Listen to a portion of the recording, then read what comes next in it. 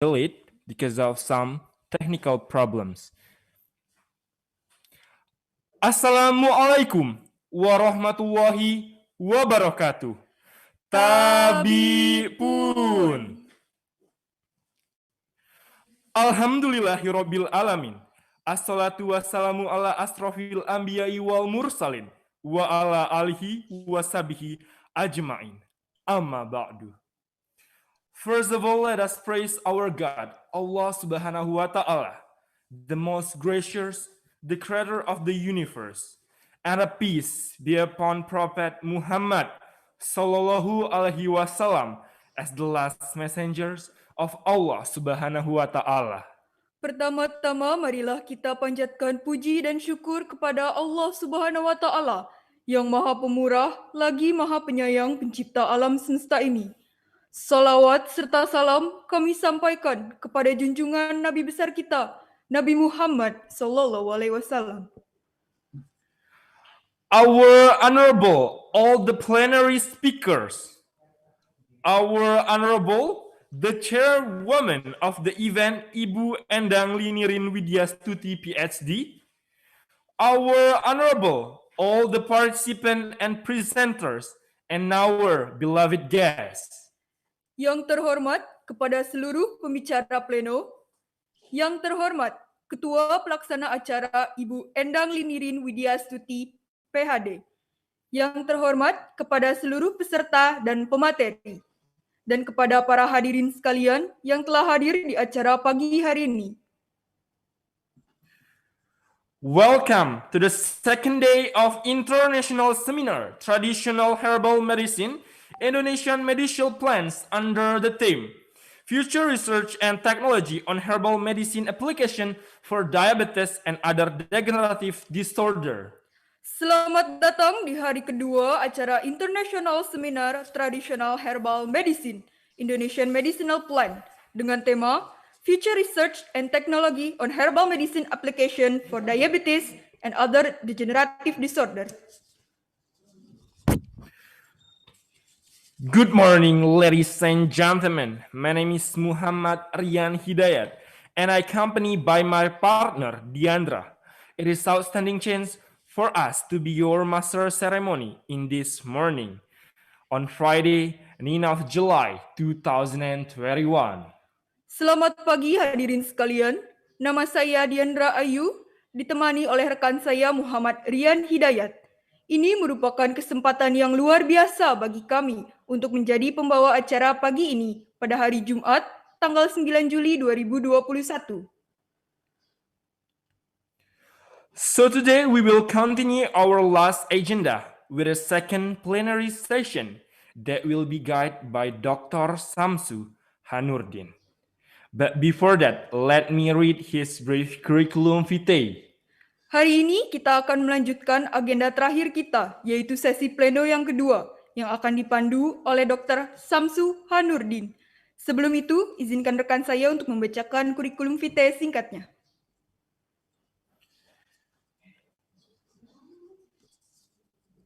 Our first presenters is Samsu Udayana Nurdin. There are several professional experience. The first is a lecturer at Department of Agriculture Product Technology, University of Lampung, from 1994 until now.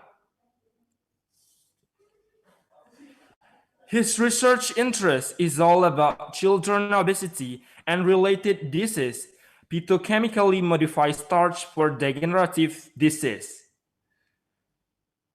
His academic qualification: for philosophy of doctor or PhD, he graduated from School of Biology, Flinders University, Australia. For Master of Science, he graduated from Department of Food Science, Bogor Agriculture University, Indonesia. And for Bachelor of Arts, he graduated from Agriculture Product Technology, Lampung University. There are several his publications. The first, Nutrition, Fruit, Vegetable Intake, and Lipid Profile, of abused and non-abused school children in Bandar Lampung, Indonesia. Second, anti-diabetic and antioxidant activity of bay pandan citrus leaf and their combination in vitro. And there are several others. For honors and awards, the first, Research Grant Certificate by BACF Human Nutrition Asian Pacific for winning the third BACF Nutrition TM Asia Research Grant in 2014.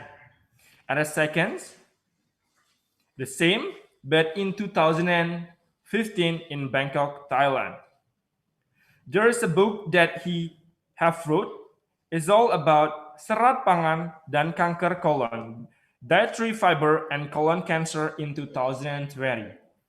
And the last for his patents. Bahan campuran untuk memasak nasi yang menghasilkan nasi berantioksidan tinggi in 2020. So please welcome our first moderator, Samsu Udayana Nurdin. Mari kita sambut moderator pertama kita, Dr. Samsu Hanurdin.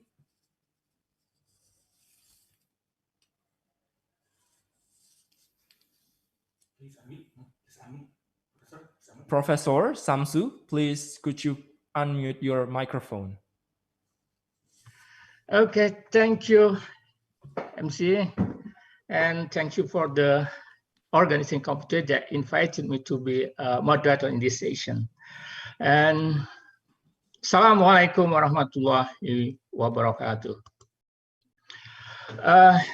Today I'm happy to be moderator in this session, and first of all, welcome to Professor Takuya Sugihara, Profesor Yaya Duka Yadi, dan Profesor Nur Hadiani Ismail. In this morning, we will let the presenter to present their paper, for each presentation around 25 minutes or maximum 30 minutes. And after that, we will open the discussion session. For the first speaker, we will invite Professor Takuya Sugihara. Please, Uzi, can you share the quick CV of the Professor Takuya Sugihara, and so we can know who he is. Who is he? Professor Takuya Sugihara from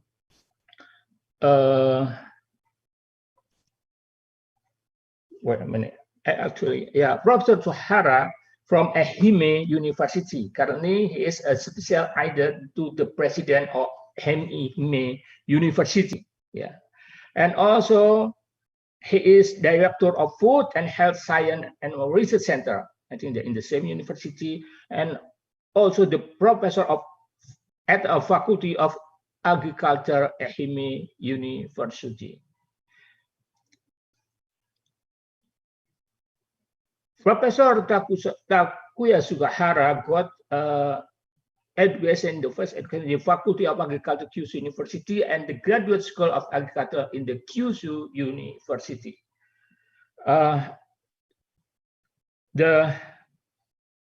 Some publications have been published by the professor. For example, in here is an alkaloid with anti-degeneration properties in molecular immunology, and also this a simple and versatile authentic assay of coffee product by single nucleotide polymorphism genotyping in bioscience, biotechnology, biochemical. This is research on coffee. Hopefully, is Lampung coffee professor. And then there are awards that has been awarded to him. In 2000, Agriculture Chemistry Encouragement Prize from Japanese Society for Bioscience, Biotechnology, and Agrochemistry. And in 2017, ISNFF 2070 poster was nobiletin suppresses monocyte chemoattractant protein expression by reacting APK signaling in ETGL1 cell. Yeah, that's all. Some of the CV of Professor Takuya Sugahara. This was the first presenter. Please, Takura, past professor, you have 25, maximum 30 minutes to be to present your presentation. The Zoom is yours, please. Thank you. But I need your permission to show. Okay, yeah. Please. We need help to allow. You should be accept me as the host, co-host. Yeah. You has been co-host, I think.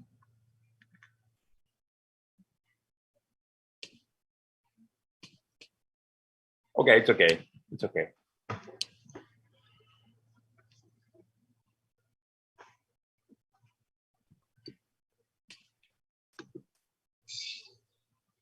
So, good morning. So, thank you very much for the nice introduction, Professor.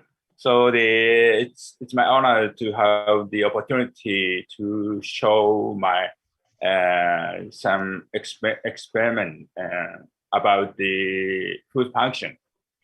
Today, I would like to introduce one of my studies on spices.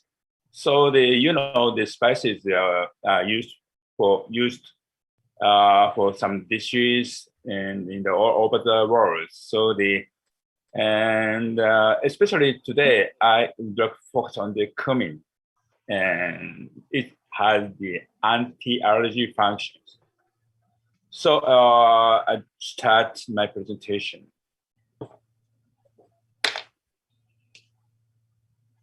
So the spice and herbs with the powerful health benefits. So the use of spices and herbs have been incredibly important throughout the history. So there are so many kinds of spices. So the Indonesian people also are familiar with the spices. So the many kinds of dishes, the spices are used for the many kinds of dishes. So they be hot and sour and so on. So the many spices were celebrated for their medical properties, where before culinary use. On the other hand, it is it is known as traditional medicine. So the however, we empirically know the health benefits of spices. So the traditional medicines. I know the jamu, the drink is used. It's made from some spices and herbs. So, however, scientific evaluation of the health functions is not enough. So we evaluate the health function of many spices for use as a functional foods step. So today I would like to focus on the cumin seed. The cumin is used for the spice, used as a spice all over the world. The cumin seed is one of the popular spices in the world. So the several functions of cumin seed have been reported. However, the reports many reports are focusing on lipid-soluble components. It means the essential oil. These components, cumin, aldehyde, gamma terpene, and so on. So many of the studies about cumin seed are focusing on lipid-soluble components. It has the anti-inflammatory activity, antioxidant activity, and antibacterial activities. So However, we are focusing on the health function of water-soluble components because little is known about the health functions or about the water-soluble components of cumin seed. So we focus on the health function of water-soluble substances in cumin. So my topic is the anti-allergic effect of cumin seed aqueous extract. Because allergy is a serious problem in Japan, especially pollinosis and food allergies are very serious problem in Japan. So many people want to have anti-allergic functional foods. So we are focusing on the anti-allergy activity.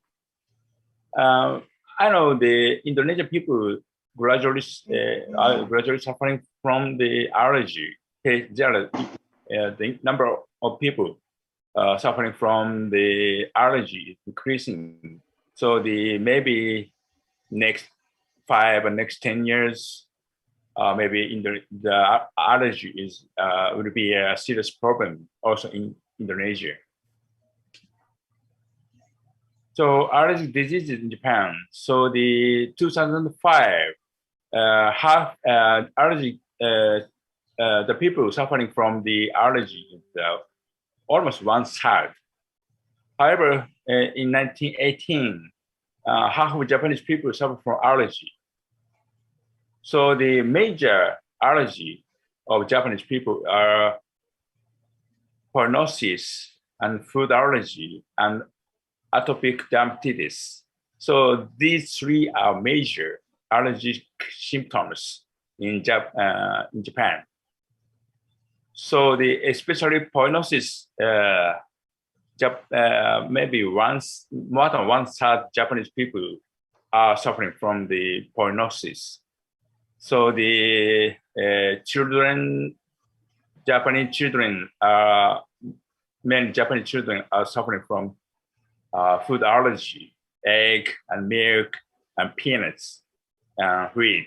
So it is a very serious problem for the children in Japan. Maybe these are also problem in Indonesia. Atopic dermatitis also serious problem.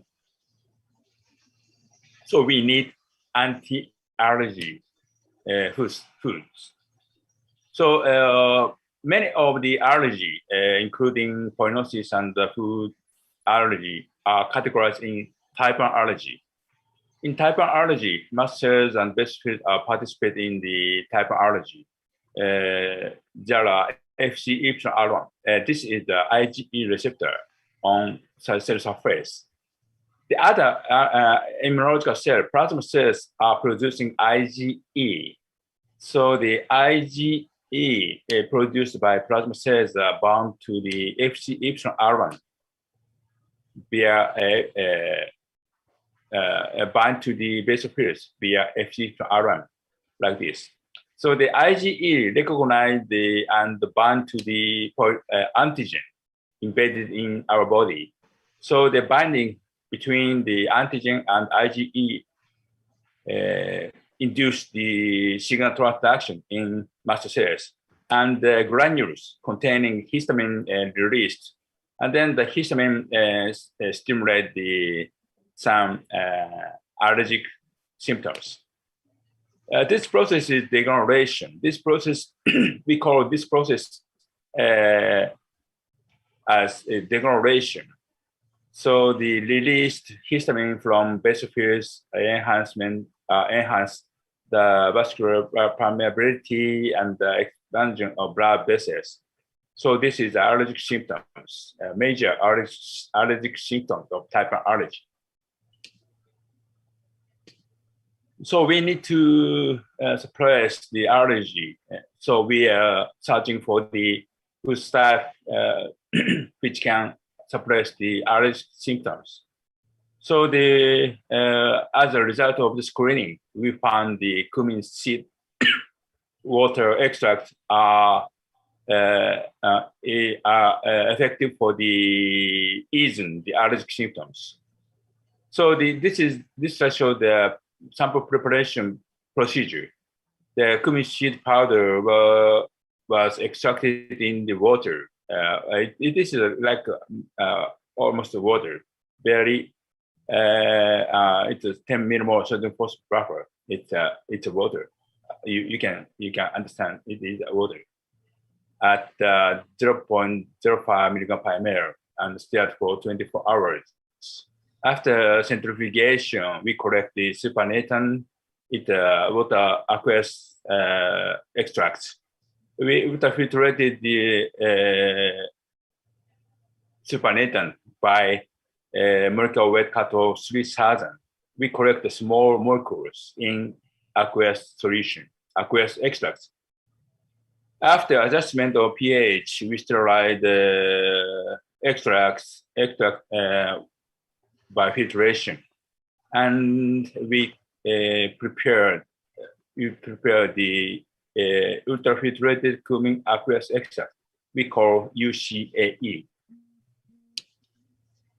So the experimental method we use the cell line RBA2HC cells to evaluate the anti-degeneration activity and some evaluation of the mode of action of UCAE. Degeneration, cell viability, signal transduction, effect on intercellular calcium ion concentration, and microtube formation. So at first, we evaluate the effect of UCAE on degeneration by RBA2H3 cells.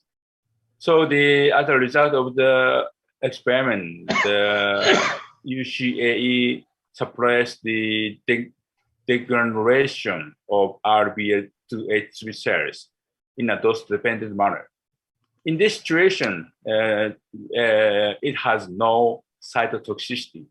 So this slide shows the UCAE can suppress degeneration of RBA2H3 specific cell line without cytotoxicity. So it had the anti-degeneration activity. So we want to characterize the active substance in UCAE. So UCAE was prepared after by ultrafiltration using 3000 molecular weight cut-off membrane. So it had the activity, anti-degeneration activity. So after preparation of the UCAE, we ultrafiltrated with molecular weight cutoff 500 membrane again. So the lower molecular weight were collected. So the dialyzed UCAE with 500 molecular weight cutoff membrane was lost the activity, the anti-degeneration activity, like this. The specific activity was decreased by dialysis with 500 molecular weight cutoff. This means the active substance in UCAE, the molecular weight of the active substance in UCAE was less than 500. However, the activity was not completely lost. So some activity remained in UCAE after dialysis. So this means some of the other two active substances, the one is molecular weight of the one active substance is lower than 500. However, the other one is more than 500 and less than 3000. So there are two, we guess there are two active substances in UCAE.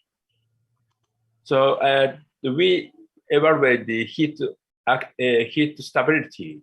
So we heated the UCAE and for 30 minutes at 100 degrees Celsius and evaluate the activity. So heat treatment did not affect on the anti-degeneration activity of UCAE. So this means the active substance in UCAE were heat stable. So the active substance in UCAE is heat stable and small molecule. So this evaluate the protease treatment, the remaining activity after protease treatment. Proteinase K and trypsin, we treated the UCAE with these two proteolytic enzymes. So as a result, there is no effect on activity of UCAE. So this means the active substance is not present. However, it is possible that the active substance is some small peptides, because the molecular weight was less than 500, maybe dipeptides, dimer or trimer of the amino acids, the small molecule peptides, is some possibility to be a active substance in UCAE. So we evaluate the signal transduction. So this slide show the signal transduction in basophils. So this is the IgE receptor, and the IgE bind to the receptor, and then antigen is bind to the the antigen bind to the IgE, and this binding stimulate the signal transduction in basophils. So ring-sick will be phosphorylated after binding of antigen. And BTK, PLC gamma 1, 2, and calcium ion concentration will be increased after antigen binding. This is the one pathways. And the other pathways. Sorry. OC, please help to ask. Yeah. Sorry, Professor Takus, this. It's okay. It's okay. It's a problem. Hello. It's okay. So okay, yeah. There are another pathways. This is started from FIN. FIN, phosphorylated FIN activate the GAP2 and the PSC kinase and the AKT, and finally microtubule formation will be activated. So the granule translocation will occur and degeneration will be activated. So there are the two pathways. So at first point, this is the evaluation of the effect of UCAE on antigen antibody binding. This is the ELISA enzyme linked to immunosorbent assay system. So the binding between antigen and the IgE, antigen and IgE was evaluated after adding of the UCAE in the solution.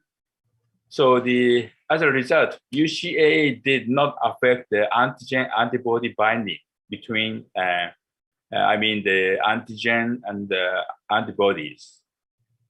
No effect on the antigen specific binding. UCAE did not affect on the antigen antibody binding. So this means the UCAE didn't affect this point. IgE and antigen were the antigen added to the culture media will bind to the IgE with antigen antibody specific binding. However, in this situation, UCAE did not affect on the antigen IgE binding. this data was clearly showed from this figure. So no effect on the antigen and the specific binding. UCA did not affect this part. So next, we evaluate the effect on calcium ion increase in basophils.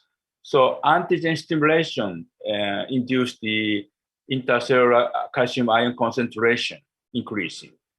So however, addition of the UCAE completely suppress the increase in the calcium ion concentration inside the soil, as shown in the red symbol. So this means the UCAE suppress degeneration by inhibit the calcium ion increase inside soil. So the increase in the calcium ion concentration is the result of the signal transduction. So we evaluate this point.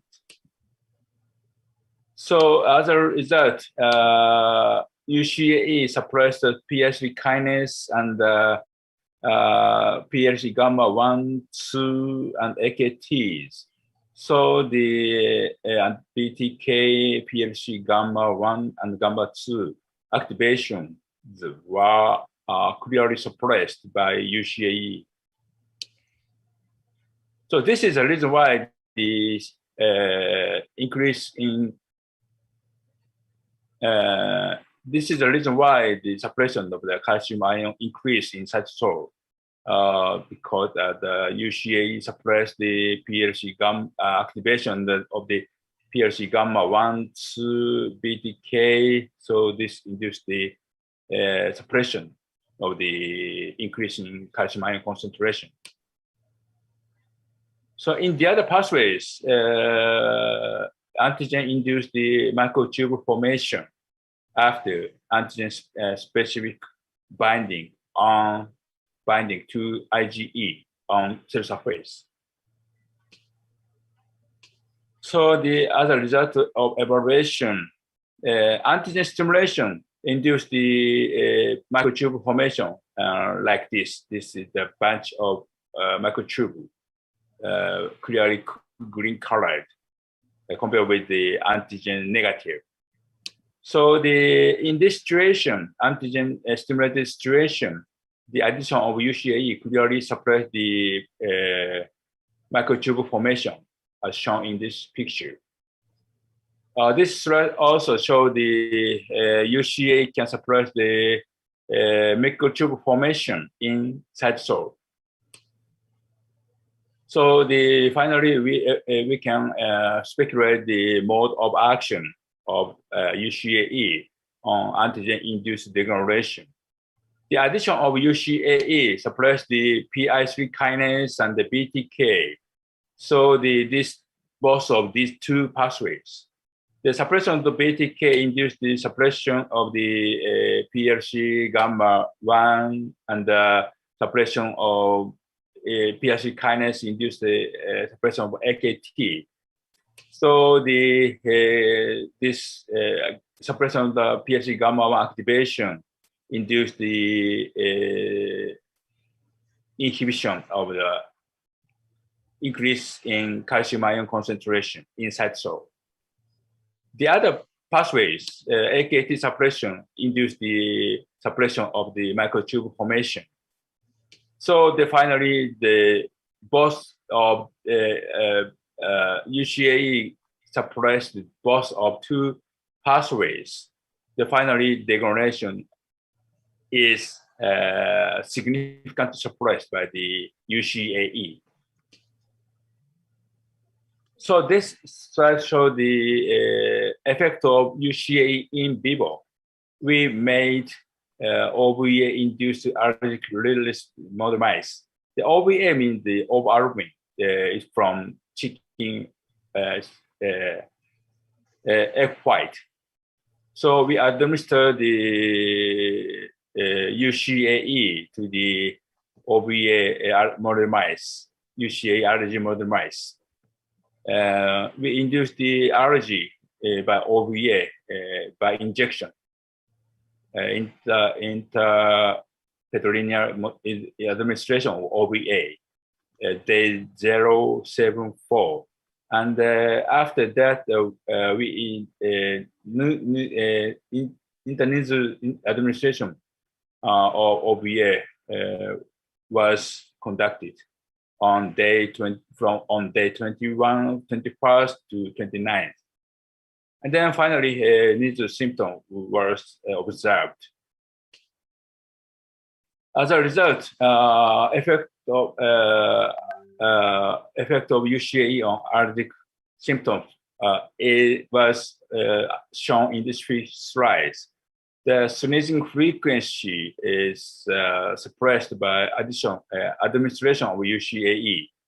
Unfortunately, there are no significance. However, there is some tendency, the suppression activity of UCAE on sneezing frequency. So the next one, this slide shows the effect of UCAE on serum Ig level. The IgE is the key antibody for induction of type 1 allergy.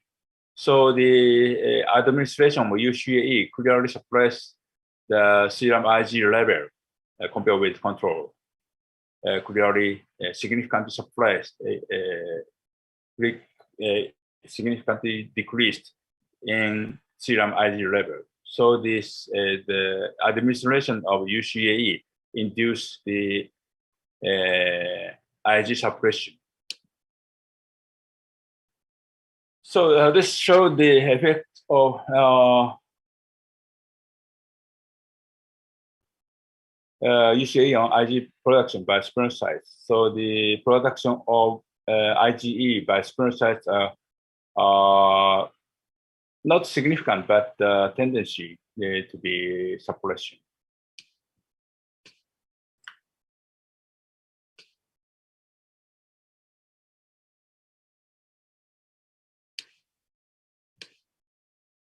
So this is the final slide, the conclusion. UCAE suppress the antigen-induced degeneration of RBA2 cells, and the active substance is less than 3,000, the small molecules.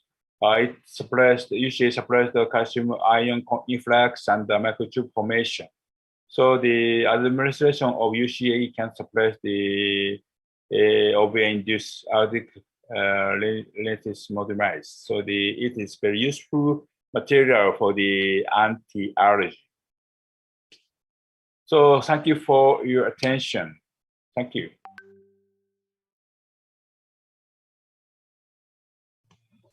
Okay, thank you, Professor Tapia Sugara.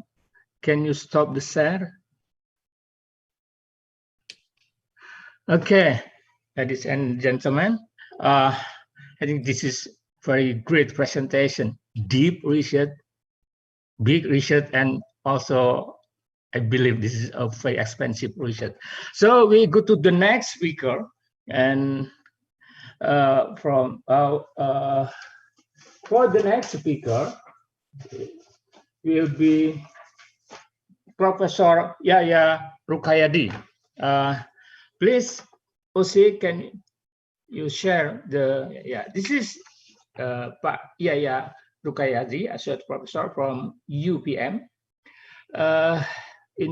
Currently, Pak Yaya work a little in the Department of Food Science and Faculty of Food Science and Technology, and also in the laboratory of Universitas Putra Malaysia, and also I think 10 or,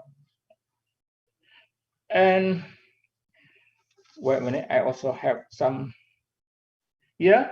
For the education, Pak Yaya graduated from doctoral degree in Bogor Agricultural University, and also his master from IPB University. For the undergraduate, this is from UP, Indonesian University of Education, UP, or IKIP Bandung. And the other, employment record, and this is in 2004, but until 2006, Pak Yaya to be senior researcher in Yonsei University in South Korea, and also in 2007 and 2010 to be research professor in the same university, and start in 2011 Pak Yaya to be until present to be research associate in Institute of Bioscience University of Malaysia, and also from the 2011 until present as associate professor in the University of Putra, Malaysia. And this is the paper that has been Pak Yaya published totally in 158, and this is the description can reset. Yeah, you can read in the sign in the Zoom, and also he has age index 21, and total citation is 2,768. Yeah, a lot of paper has been published and also has been presented a lot of people in the lot of international conference. In 2017, Pak came to Lampung be a presenter of our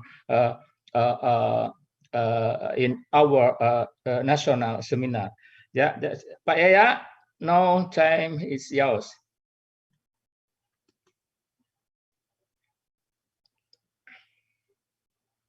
Pak Yaya, are you there? Okay. Yes, this is my presentation today. Thank you very much to the committee of the conference. I'm really happy to be here. Actually, this is, I don't know how many times I've been here. In the Lampung, actually, definitely I've been 3 times. One in Unila, it was offline, and another one is in University Muhammadiyah Metro. Yeah, I don't really look back actually.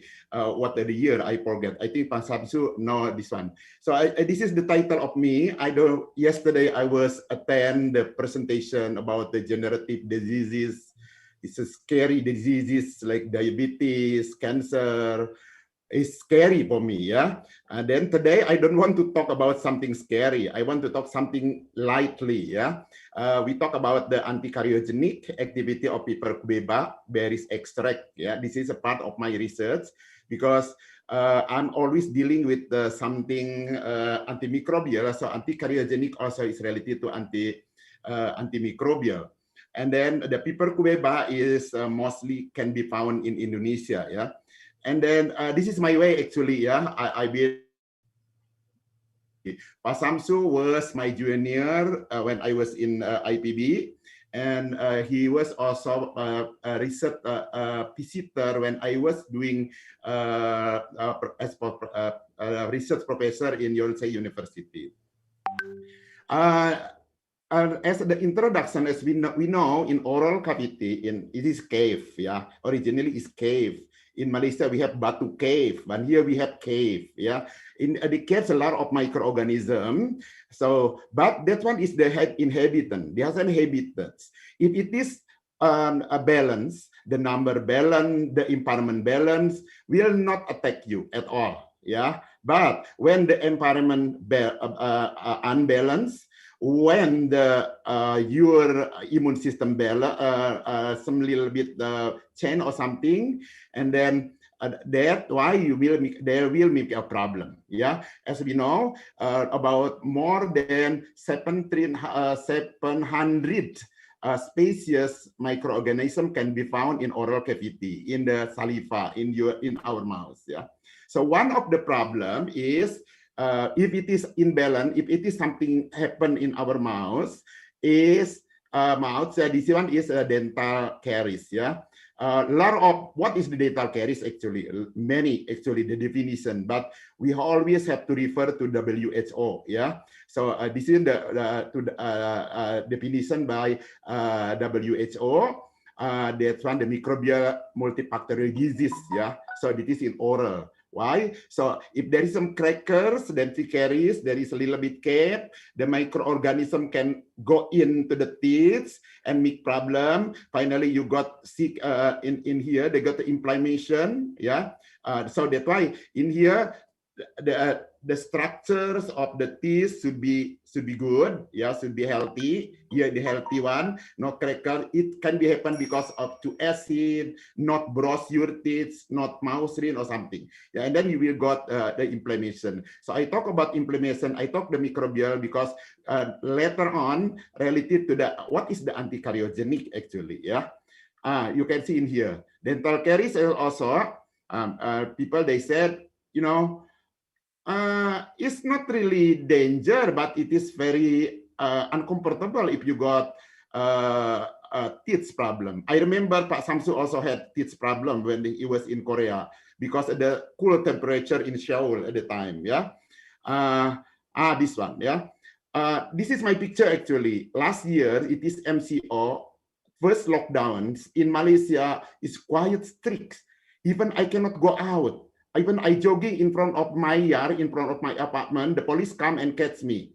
And then I got some a little bit caries, and I cannot make a permission with the doctor at the time because I cannot go to the dentist. So I got inflammation. I just but luckily because some of students come to my house to give some medicine. Yeah. So among the 700 species, the most important thing in the mouse is the primary colonizer is Streptococcus mutant, Streptococcus sorbinus, and Actinomycetes viscosus. Yeah, this one. So a lot of method to prevent actually dental caries. Yeah, people actually dental treatment usually if you want a dentist, it's to become very rich, especially in Korea, because a dental, what is it? Dental, particularly the dental is very expensive, even in Malaysia. So that's why everyone want to become dentist, yeah, because very expensive, yeah. But the problem is not readily accessible. And then some people they use mechanical, yeah, mechanical to remove hubris or something, yeah, even the can. But I want to emphasize here to reduce the cardiogenic flora, as I mentioned before. Yeah, that one is Streptococcus mutans, Streptococcus sorbinus, and Actinomycetes viscosus. This one, chemical actually we can be found mostly in the active compound chlorhexidine. But if you use chlorhexidine too much, the teeth will got restoration staining. Yeah, the color change. And then sense in the taste of the food. When you too much use chlorhexidine, it is very powerful, yeah, to make a normal in the mouth. But it is too much. When you taste the food, will change the taste. Not only because of the COVID, yeah, the COVID will lose your taste, but in here there will change the food, and then there is some burning sensation. So we need to change. We need to instate the chlorhexidine, and then the friendly one is should be back to the natural product. Yeah, the natural product as anticardiogenic, but the requirements should be has antibacterial, as I mentioned, and then have to anti-inflammation because it causes inflammation, and then has antioxidant as the basic all kind of mechanism, basic disease. Yeah, that's antioxidants. Actually, I had very experience to produce a lot of anticardiogenic activity because when I was in Korea, I did my project and then our product with toothpaste, with yogurt. This one we isolated some compound for Cucuma santoriza from temulawak, we call santorizol.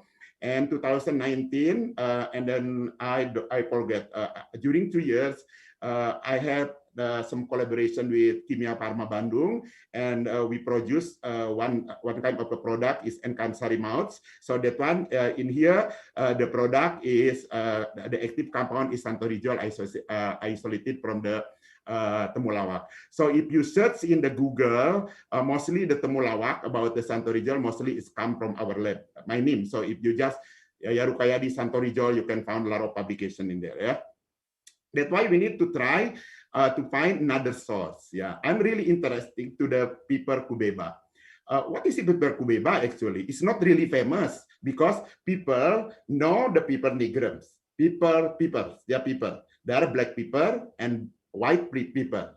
Yeah, it's the size is almost similar, a little bit bigger, slightly bigger, but the big difference is a stronger punctures, yeah, and then they have a tail. Piper cubeba, they have a tail. Here it has no tail. This one has a tail, yeah. So this one is only the classification. I will omit. So piper cubeba in English we call tailed piper because they have tail, ada ekor, yeah, or kubeb. In Malaysia they said lada berekor, yeah. But in Indonesia it's famous kemukus. Easily to find in Indonesia in a lot of amount, yeah. That one is in Malaysia. We can found in Malaysia, but it's, if you want to a large amount, it's very difficult. So I found the lada berekor, or in Malaysia, it's found in the botanical garden only, yeah. And here, but in Indonesia, if you go to the traditional market, herbal traditional market in Bandung, as well is another area is easy to find the piper cubeba. Yeah, of course there is some research published from El Fahmi, my friend from ITB. They have some phytochemical constituent from the berries, from the leaf, and from the another part. And then there's some activity. There is antioxidant here, and then also some reported. Some have some anti-inflammatory activity as well as analgesic as well, and antiviral as well, and also related to antimicrobial agent. But there is no report about the antimicrobial, again, oral bacteria. Those are probably here human pathogen, but those are not oral pathogens. Yeah, so from my research here. And then we start to, you know, if you want to test to find some antibacteria, we need to extract. Yeah, we use the extraction as it's regular in my lab. All the students have to do. This one is have to do extraction. Yeah, this one the extraction from piper cubeba yields.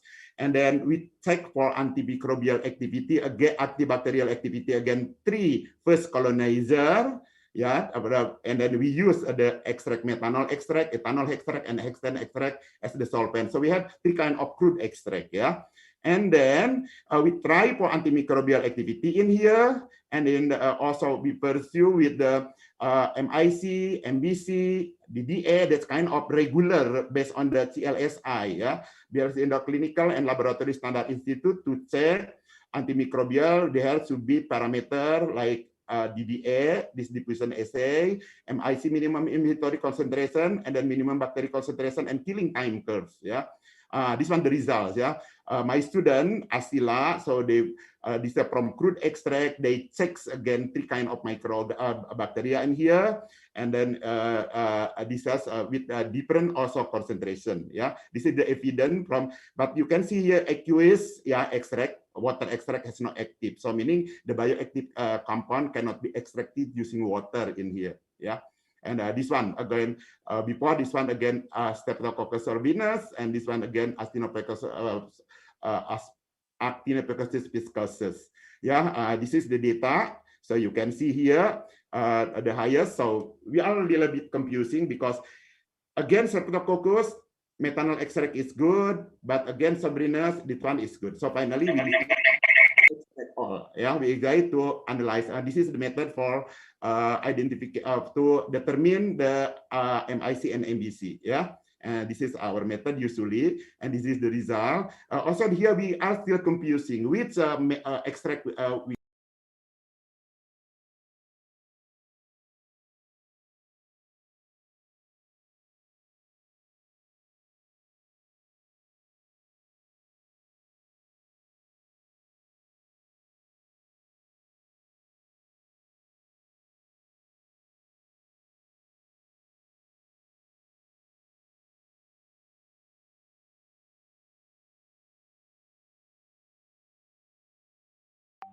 The host sent to me, asked to me to unmute, yeah, mute directly, yeah, mute directly. Okay, let's back again to here.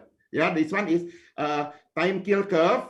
time kill curves, it is one of the parameter to decide the formula, yeah. Because using MBC, you just test 24 hours, tomorrow die or not. But using killing time, you can see what concentration and how long to kill. 1 hour, 2 hours, 3 hours. So that's why the doctor always give you antibiotic, for example, 3 times per day with the doses, a certain doses, because they have the killing time,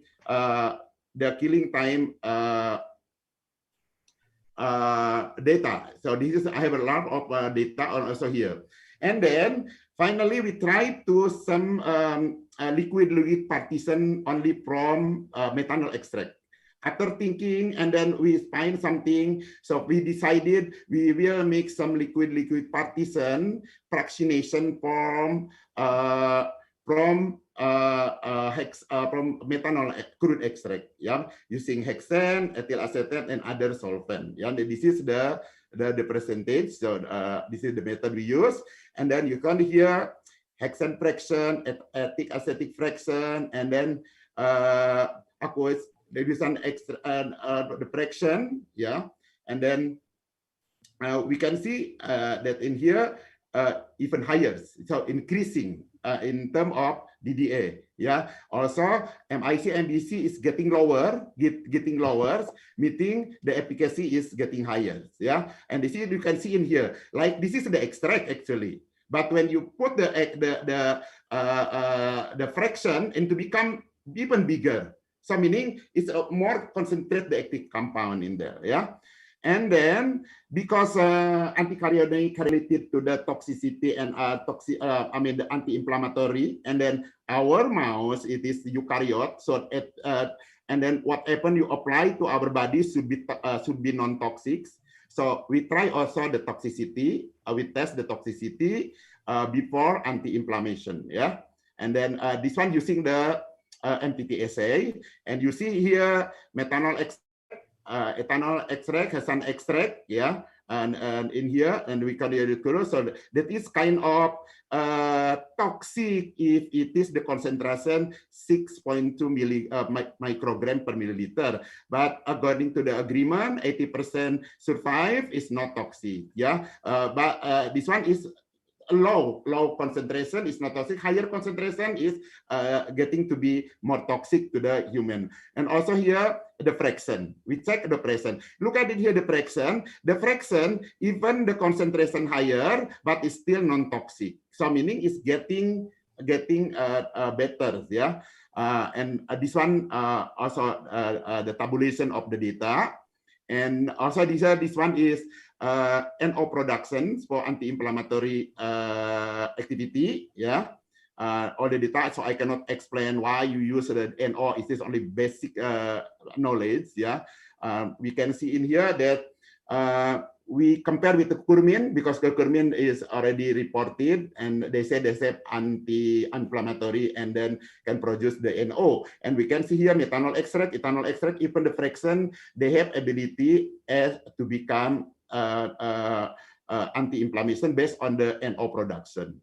And this one is the tabulation, yeah. And this one also another data and about the anti-inflammatory, yeah. And then a little bit the data of antioxidant. So because antioxidant is not really, you know, everything is antioxidant. And it's already maybe reported about antioxidant.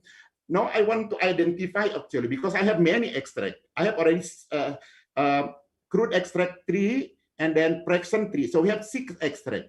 Yeah, we want to know what is identification. So to identification metabolite in the extract. So before a lot of method, yeah, using genomic, using proteomic. So if you try to analyze using genomic, proteomic, you see my face. Who is the handsome man actually? It's a kind of, menerka in Malaysia. Who is he? So to see more complete, so we use metabolomic approach. So you need metabolomic approach. It is genomic, proteomic, metabolomic, and then we can see, oh, the handsome guy is me. Yeah. So that's why. Yeah, so for metabolomic approach, you can use LCMS, GCMS, and NMR. Yeah, or combination among them. Yeah, so we have in our laboratory LCMS, GCMS, and NMR. And I'm not really expert in this field. Actually, I'm learning. I'm still learning. One of my mentor is the next speaker, Professor Nur Hadiani. He is one of the expert in metabolomic. Yeah, Professor Hadiani will explain probably more detail in here. He is one of the mentor of me. I'm still learning about metabolomic actually. Yeah, this one. But I want to learn something new. Something right now is very famous, metabolomic. Yeah. And then luckily, because in our laboratory we have LCMS, GCMS, and NMR.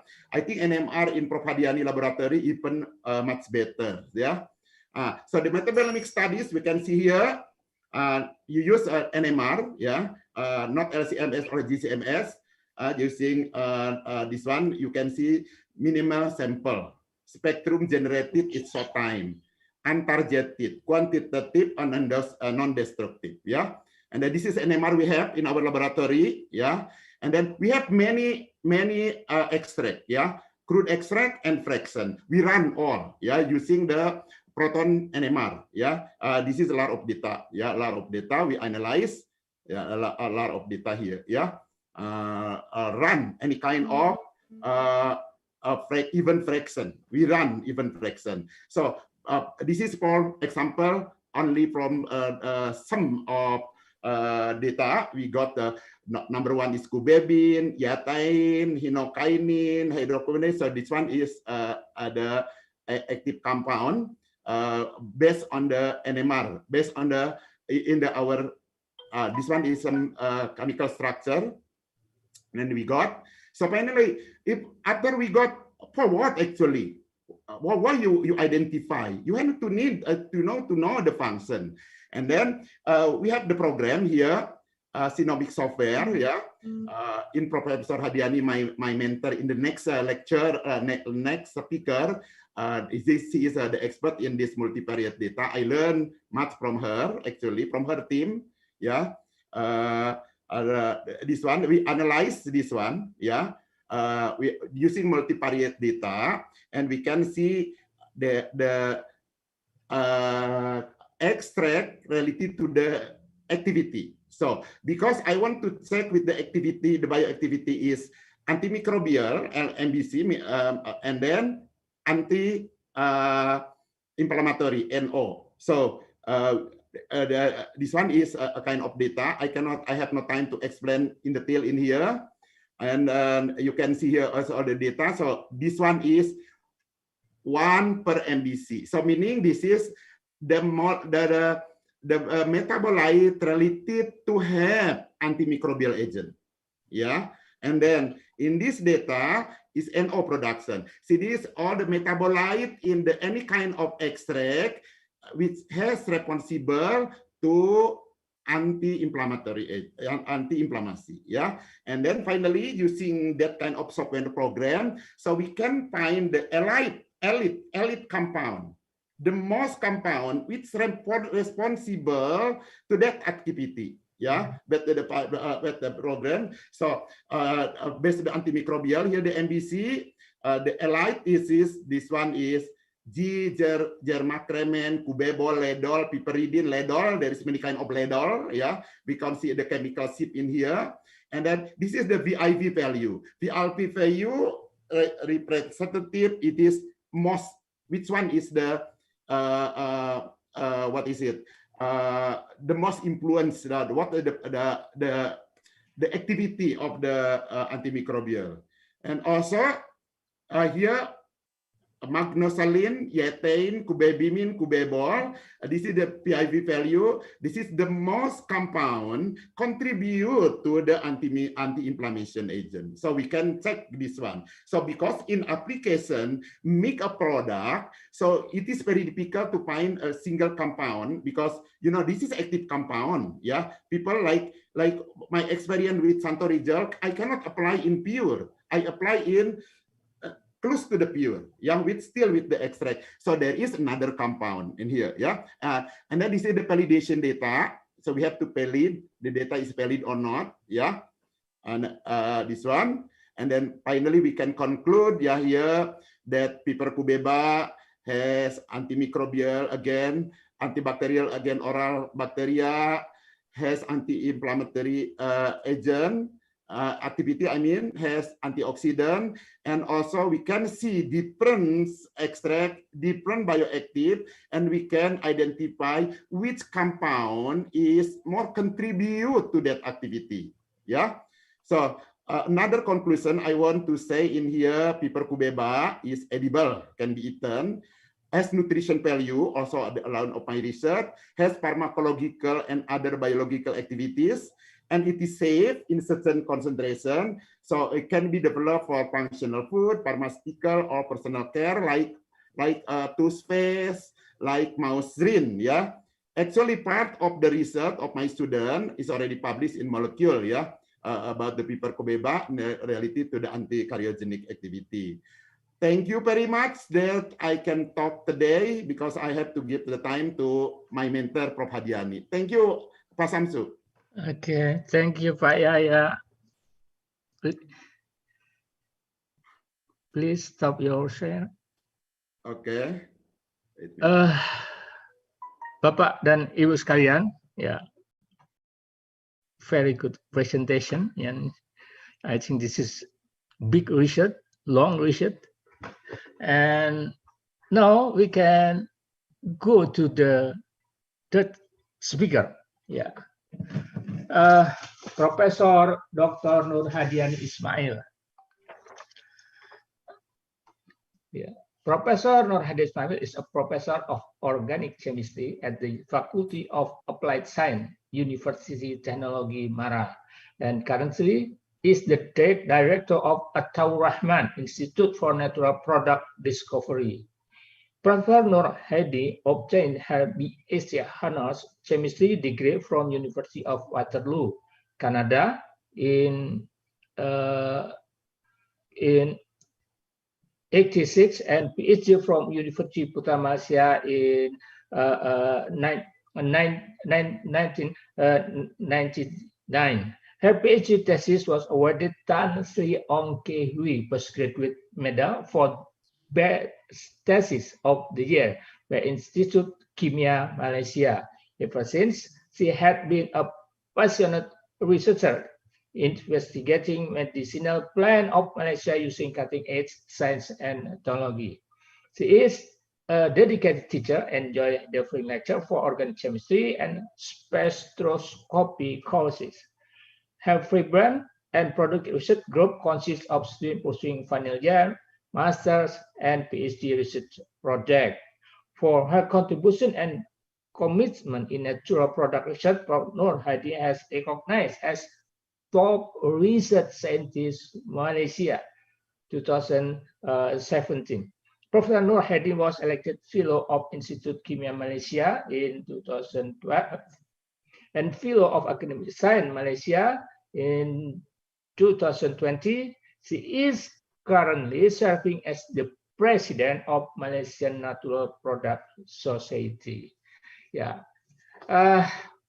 Professor Hadiani, the time is yours.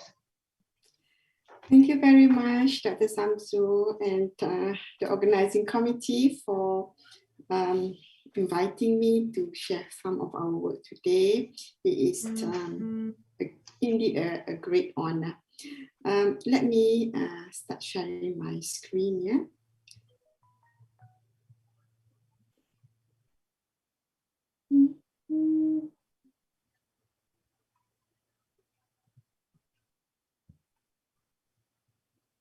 Sekejap ya, saya tak tahu di sekejap.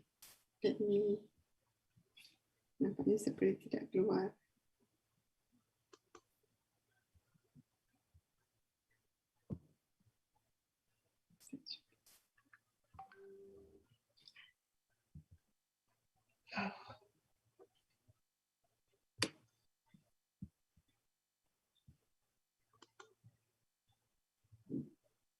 Sudah appear slide saya? Ya, ya. Alhamdulillah, terima kasih.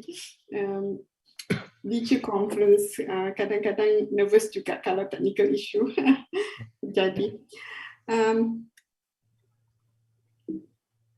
Nampaknya ada something is not quite right on the slide. Saya ada gambar di bawah slide ini tapi tidak appear. So mungkin ini akan berlaku keseluruhannya, saya tak tahu. We'll see what we can do ya. So saya mohon maaf. Somehow slide ini tidak appear seperti yang telah saya sediakan. Alright. So sepatutnya di bawah slide ini ada gambar. Tak ada ya, Dr. Samsu? No. Yeah, so nampaknya ada masalah. But anyway, let me just proceed and we'll see what we can do. All right. Anyway, thank you very much. First of all, Pak Yaya, you were very kind. Saya bukanlah experts, seperti juga profesor-profesor lain, pendidik-pendidik lain. Mencari ilmu, membuat penyelidikan bersama pelajar-pelajar kita. So sebenarnya pelajar-pelajar saya yang expert, kita sama-sama belajar. Dan hari ini is my great honor to actually present to you some of the work that has been done by my students, now Dr. Adlin Afzan and Dr. Nuraini Kasim. Yeah. So we are particularly interested in anti-diabetic plants, okay? Because diabetes is actually a huge issue.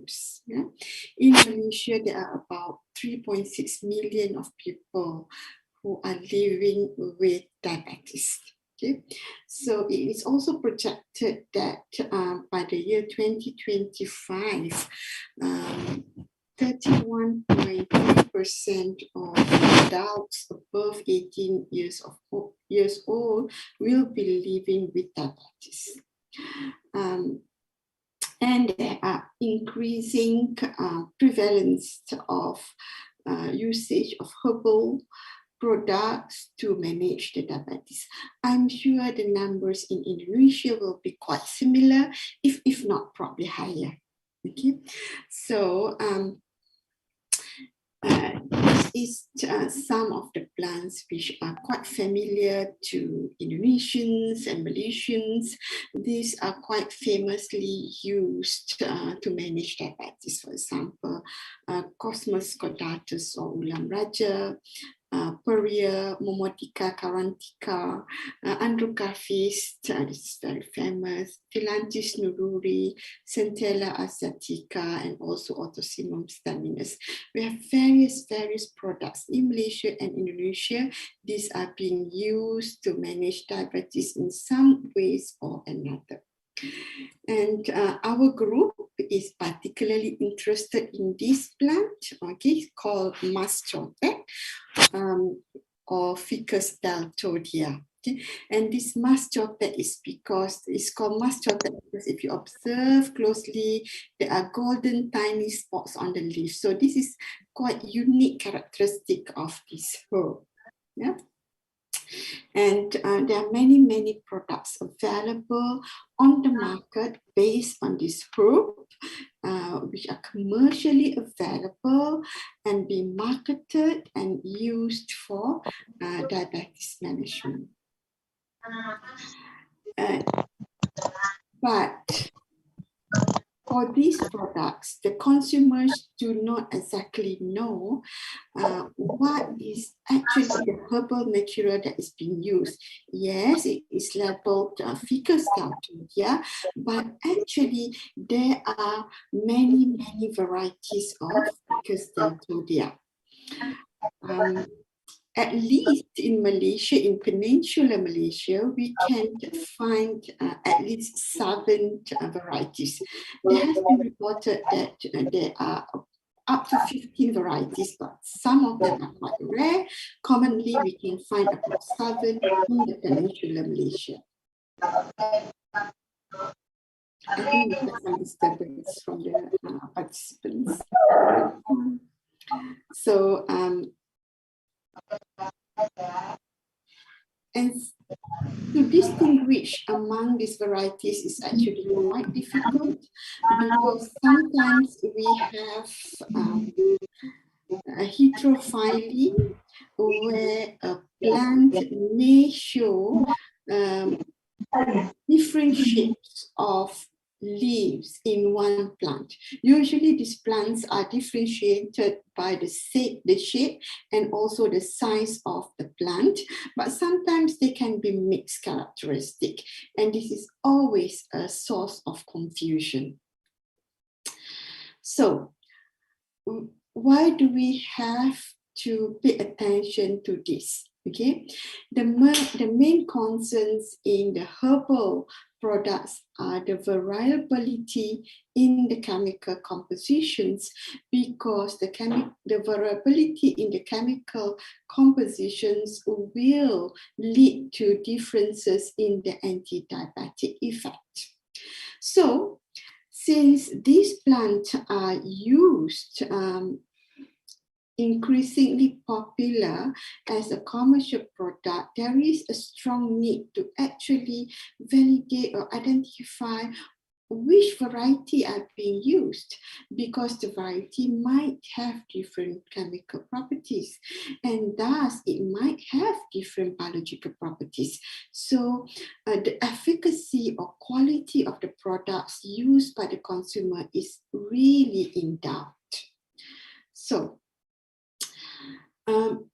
Ficus daltodia is listed in the Malaysian Herbal Monograph, and in the Herbal Monograph there are two chemicals that has been established as the chemical marker of the herbs, which is two flavonoid glycosides, vitexin and isovitexin.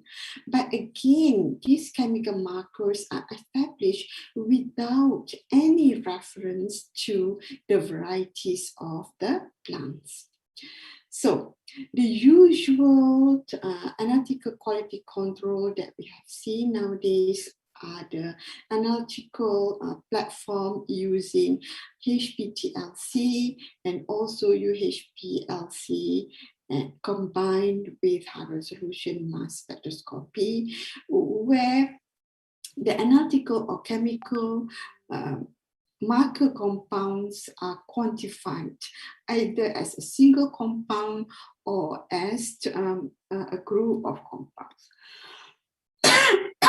However,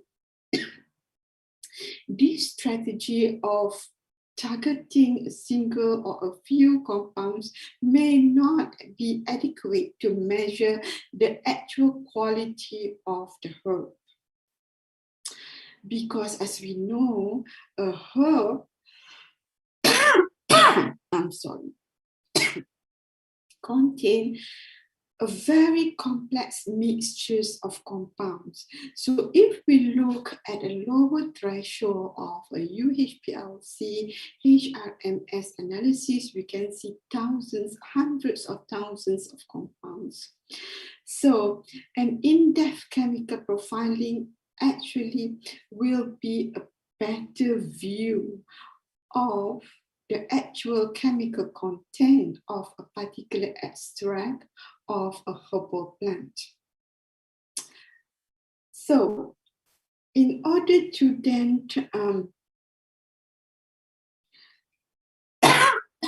have a more comprehensive analytical profile of a plant, we need a more holistic approach where we can look at a global picture of the content. In this regard, a metabolomic strategy is very useful because metabolomics is a quantitative and also a qualitative tool that can be used to monitor plant metabolic variations. So in our work, we use the metabolomic tools to actually differentiate between the varieties of Ficus daltodia, okay, by looking holistically at the whole chemical picture of the extract. So using metabolomics, we can measure the molecular weight, the low molecular weight metabolites and their intermediate product in a biological system at a specific point of time. So metabolomes is the downstream product of the gene expression and reflects the functional level of activities in the cell. Although the concentration of the enzyme and the metabolic flux may not significantly change, the concentration of the metabolites can change. And by looking at this, it can help us answer about several questions where herbal activity is concerned. For example, what can happen, what appears to be happening, what makes it happen, and what has happened and is happening. So this is the tool that we can use in trying to answer some of the issues that we have in the herbal research.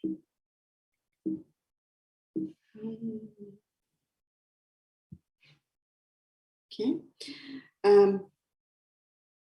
So in natural products, we can use metabolomic tools in various applications, especially in elucidating the metabolite profile of natural product. That's what we are doing in our work. But more importantly, I think more meaningfully, we can use this approach to link the chemical profile to the bioactivity pattern, identify the active compounds, and do a quantitative prediction, and also assess the safety and toxicity of natural products. So this is the metabolomic process in a nutshell, usually applied to natural products work, involving some sampling techniques, analytical platforms, either LCMS, GCMS, or proton NMR, some biological knowledge from some biological assay, either in vitro or in vivo, and data mining, chemometric analysis of the both biological and the chemical data will be able to lead us to some marker identification. So, of course, there are many approaches which I'm not going to deliberate in this talk in metabolomics. What I would like to point out here is that using metabolomic tools in natural product research, the typical bottleneck is still the identification of the unknowns. Yeah. So, yeah, here in this slide also there's supposed to be a graphic that does not appear, so we will skip this. Okay, so coming back to our project on Ficus tautodia, we conducted quite extensive sampling of the plant from various locations of Peninsular Malaysia, representing a set that we use as a training set that are grown under the same condition at the germplasm unit of UNISA, okay, and a collection of wild plants and also cultivated plants, but not under control condition. We also compare plants growing in different areas, for example, growing as endophytes on palm oils, on peat soil, and also on sandy grounds. Okay? So our project covers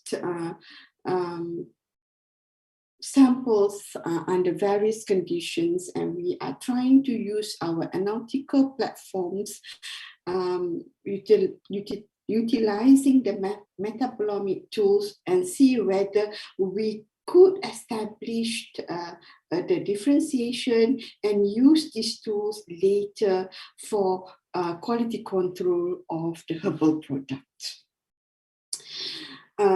We tie this up with the alpha glucosidase inhibitory activity to represent the anti-diabetic properties. So for all the samples that we collected, over 100 of them. Each sample was subjected to alpha-glucosidase inhibitory activity. And this slide presents an average for each group according to variety. Rightly so, we observe here different activity for different varieties. For example, we see good activity for the variety Kunseleri and variety Trengganu-ensis, but hardly activity on other variety. So these sort of justify our concern about the herbal product on the market. Are the manufacturer using the correct variety for the herbs?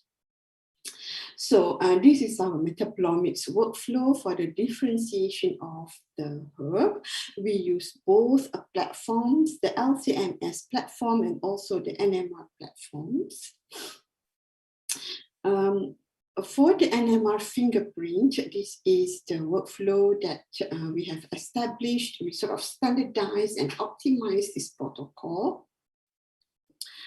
And this is the representative NMR profile representing each variety, and we see variability in the region, in the phenolic region, as well in the aliphatic regions. So for metabolite identification by NMR, usually we have to refer to metabolite database because NMR is very complex. What NMR shows us is all the protons that is present in a particular sample. So each signal do not actually represent a compound, but rather each signal represents a type of proton. Okay, so it's quite easy to do metabolite identification of primary metabolites using NMR because there is a database available, Genomics, for example.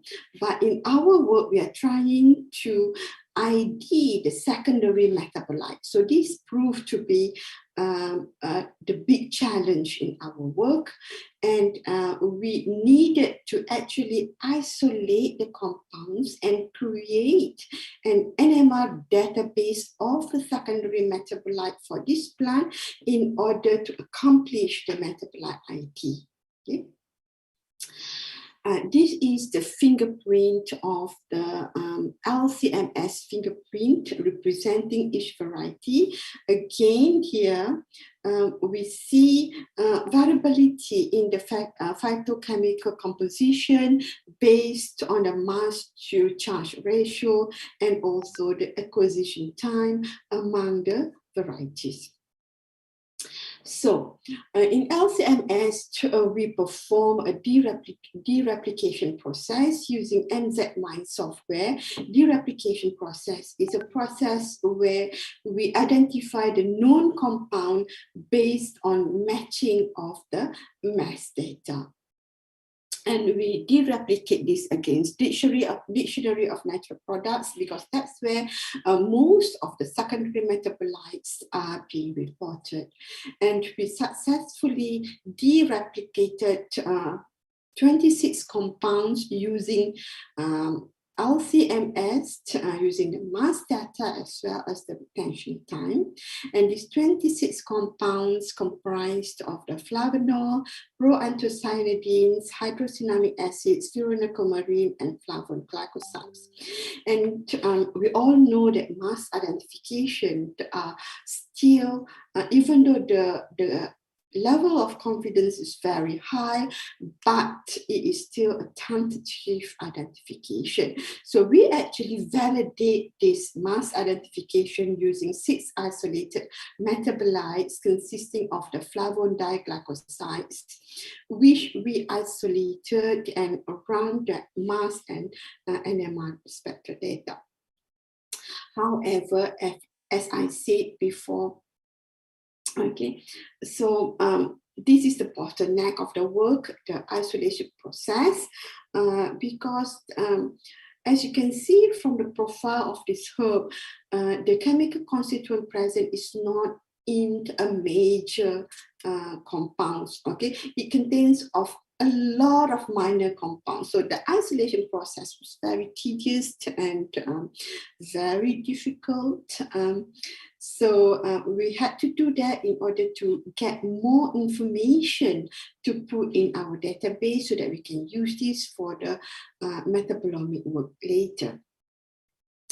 So this is done using various chromatographic techniques, mostly by recycling HPLC, medium pressure, and also preparative high pressure, high performance liquid chromatography, and also by countercurrent chromatography. And total compound that we managed to isolate and identify is 22 compounds finally, okay, and all these compounds were later used to propagate annotation in the molecular network phase of the work. And what we have done here is actually expand the 2 established chemical markers in the monograph. So now we have much more information on these herbs. So this is just an example of an illustration of the challenge that we have in identifying compounds in a herb. Okay, so from LCMS analysis, invariably we can find isomeric compound. For example, these 2 compounds we have here have the same molecular formula, but we definitely know that they are 2 compounds because they elute at a different retention time. So we do tandem mass spectroscopic analysis, MS-MS analysis, in order to distinguish them. We see some clear different pattern in the tandem mass spec, but this is not sufficient yet to lead us to structure confirmation. So we have to run various NMR experiments. For example, for these 2 compounds, the difference between the 2 isomers is the placement of the sugars with, which are the xylose and glucose. Okay, so using some very advanced NMR experiment, we were able to distinguish between these 2 compounds. Okay, and this is the process that we do with a lot of other sets of compounds, which is very tedious, challenging, and very exciting to a natural product chemist. So having done that for most of the compound that we isolated, we then go back to the base peak chromatogram of the pool samples and try to locate the compounds in the chromatogram. Okay, so in this way, we can then identify more compounds, okay, from the LCMS profile. And with that information, we were able to establish a chemical signature for each herbs, for each variety of Ficus deltoidia. For example, the Trengganoensis Ficus deltoidia, which is having a heart-shaped leaf, have this chemical signature. The Mottliana with the long leaf, this is the chemical signature, and so on. And we see this difference very clearly now. Okay, so we had more than 100 samples. So we run LCMS and NMR on all those samples, and we end up a lot of data. Okay, more than 100 LCMS profiles. So these data, then we subjected to multivariate analysis, supervised and unsupervised analysis, and we were then able to group the varieties into 3 groups, okay, 3 chemotypes with Bilobata, Intermedia, and Trenganuensis in one group, Angustifolia variety by itself, and the other Deltodia, Kunseleri, and Mottliana in another group. And quite interestingly, we have another Bilobata variety was very problematic. So this one falls away from the other Bilobata. We later solved this mystery by looking at the chemometric analysis more closely. So we find that the Cameron Highland variety, the intermediate variety collected in Kuala Terengganu and also in the highland actually grouped together. It sort of gives us indication that if the variety is the same variety but collected at different places, they could still fall into the same group. And we see a more convincing evidence for Angustifolia in this regard.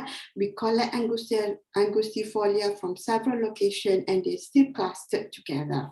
Okay? So when we look at the markers of these groups, okay, the markers are mostly epigenin compounds with C-glycosides components.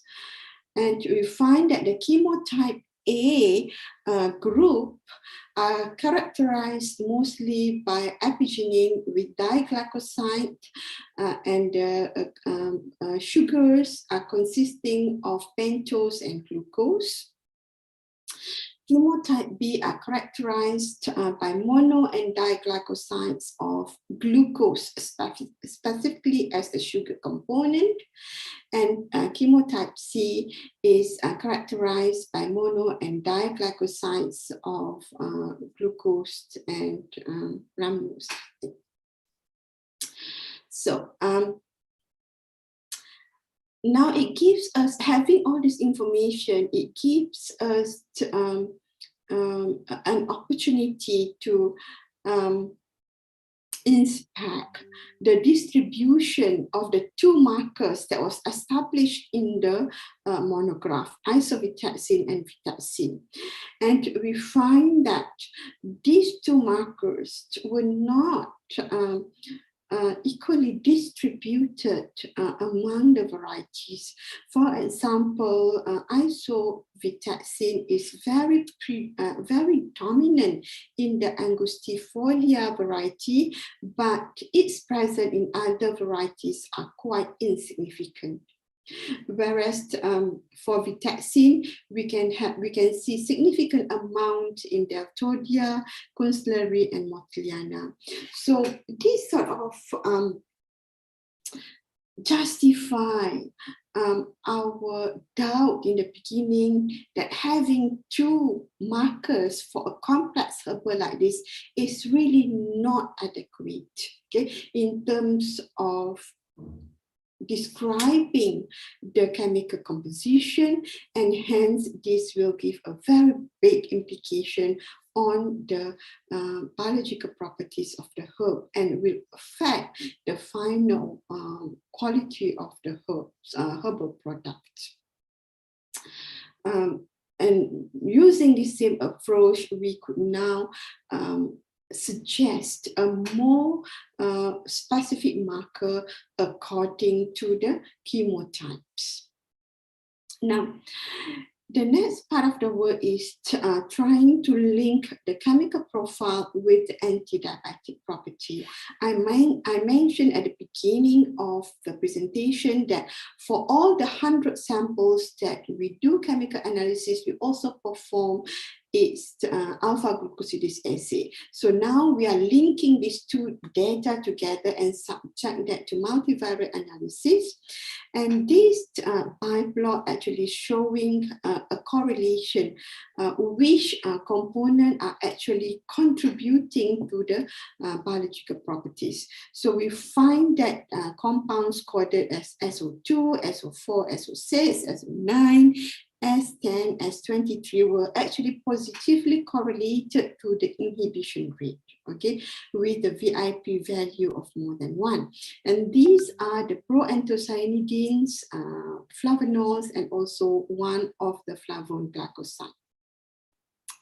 And this biplot also revealed that the common marker, the monograph marker just now, vitexin and isobutexin, were very weakly correlated to the alpha-glucosidase activity. So they were not suitable to represent, to be regarded as a bioactive marker. So we then construct a prediction model.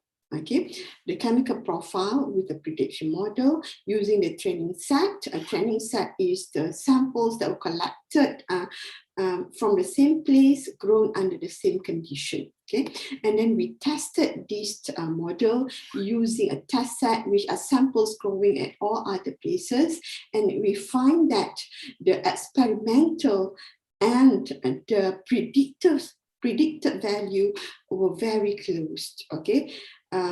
Showing that the reliability of this model in terms of predicting the biological properties based on the chemical data. So we hope that this model can later be developed as a quality control tool for the hope. So, and of course, we validated this model using the usual permutation test and found that is well agreeable and validated. So some summaries for this work is that the MS metabolomic allows us to actually discriminate between the 7 varieties, okay, based on the flavonoid composition into 3 chemotypes, 3 groups, okay, and this variability, of course, influence the bioactivity. And we have established about 16 other markers to differentiate between this group, and these markers are now are more suitable to be adapted for QC of the raw materials. And we found that these markers are quite consistent across various habitats and cultivation practice, which confirms the reliability of this marker for the chemotypes. Okay?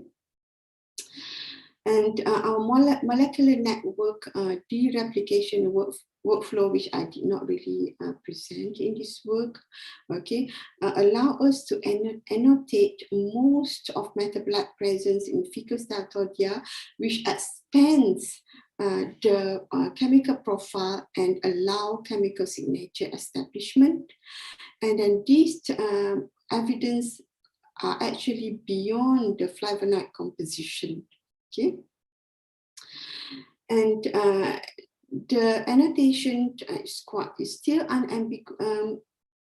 The unambiguous annotation remains a very challenging task, but using this workflow with high resolution mass spec, it has increased confidence in the structural type and diversity of the compounds.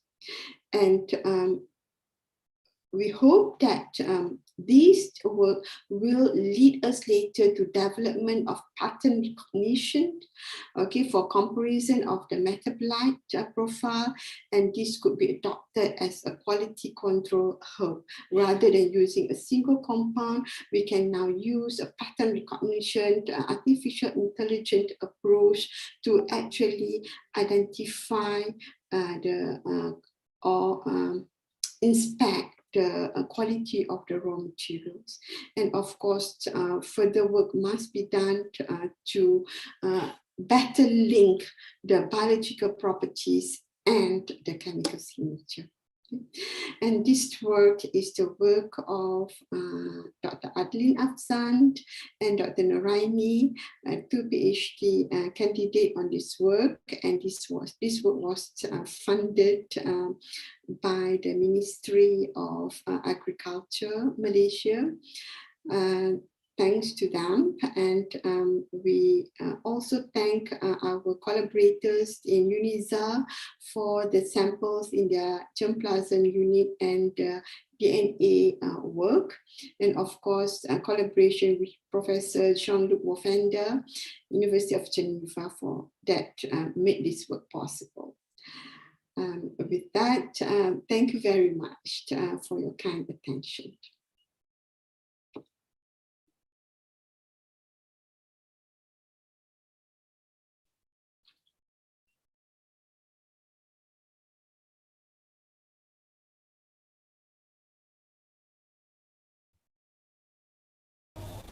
Pak Samsudin mute.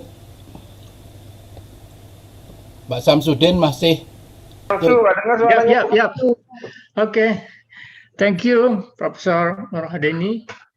Presentation is very, very valuable. Omit technology is new for most of us here, and most of the equipment is not available in universities. So maybe sometime if we need to analyze using Omit technology, we can go to university. Okay, now we have, I think, around 10 minutes to discussion. Please, if you have any question for Bapak and Ibu, you can raise your hand, and please also help me to remind me about who will have a question, or you can write here, and we have one question for Pak Yaya in the chat room from Dr. Yulha Bahar. Is it any possibility to use the Piper Cubeba product as antivirus for improving the human immunity in order to protect the people from the COVID-19? Yeah. Okay, Pak Yaya, maybe you can answer this question, and then while waiting for the other question. Pak Yaya, are you there? Thank you very much for the question. I think Dr. Yu, this is from Balitro, if I don't mistake, from Balai Penelitian Tanaman Obat Indonesia. If I don't mistake, I'm already guess how everything will bring to the COVID, because we have a problem with COVID, and we are Malaysia, and Malaysia the same problem. We are in lockdown because this is a very serious problem. So regarding about the research of the COVID-19, we want to try to antiviral, especially for this one. Possibly for me, even from my view, there is always some possibility in research, but in my laboratory, I have no piranti, no instruments to how to guide that Piper Cubeba to be improved as human increase immunity to enhance the immunity in order to protect from COVID-19. So if there is some possibility open for everyone can use that Piper Cubeba as the material to use. According to my view, always there is some possibility. Probably that's my question, because it's very difficult question. Thank you. Probably Prof. Hadiani can help me.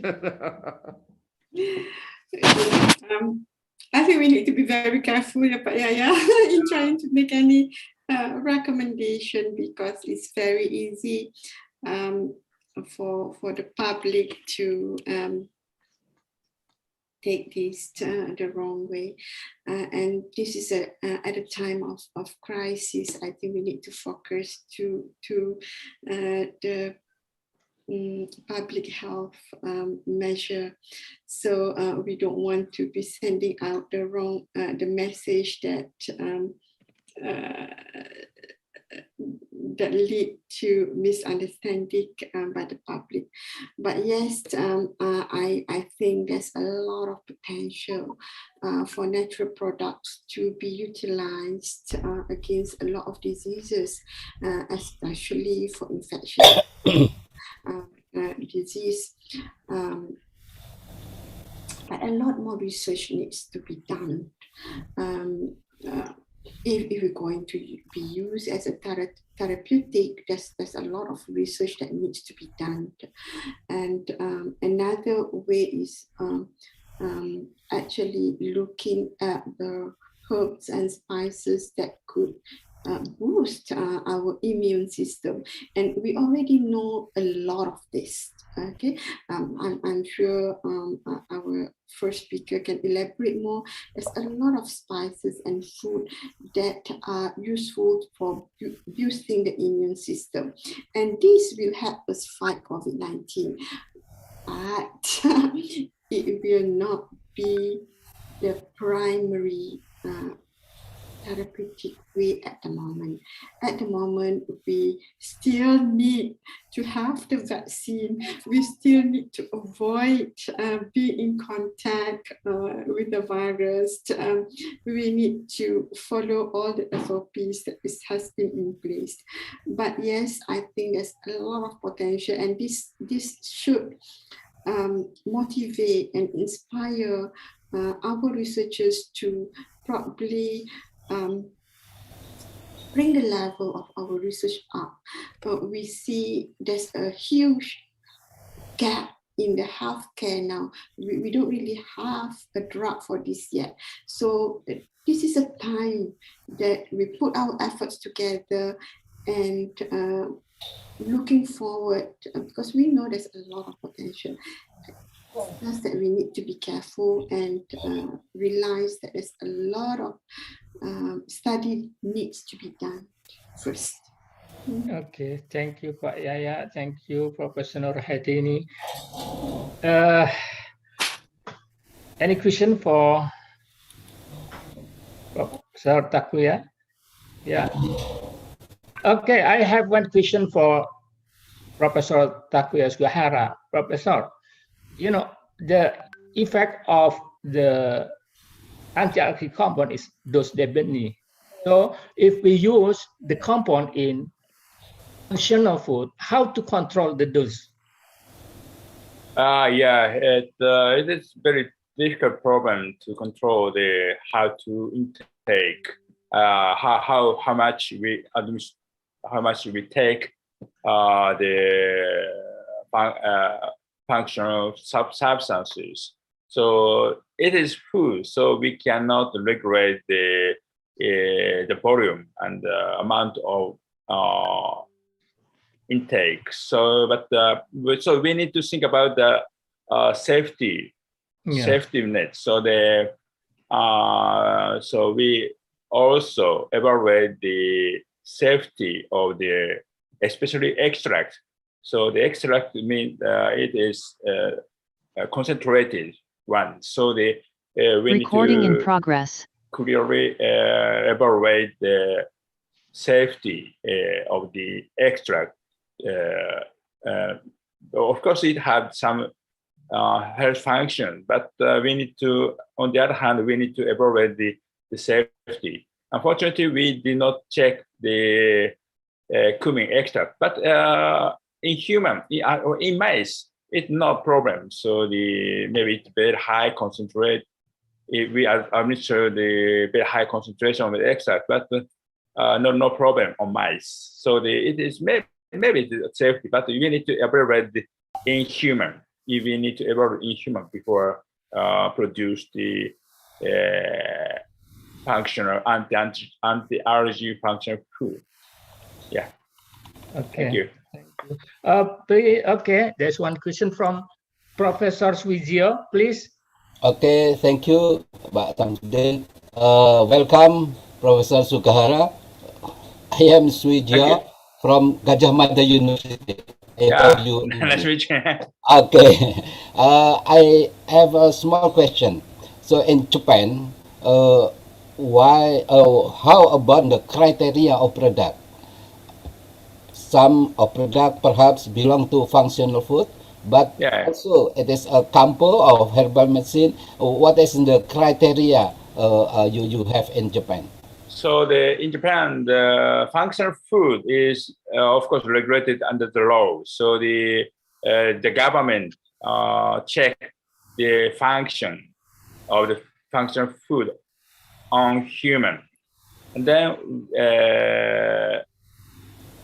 the government permit to the sell as a functional food.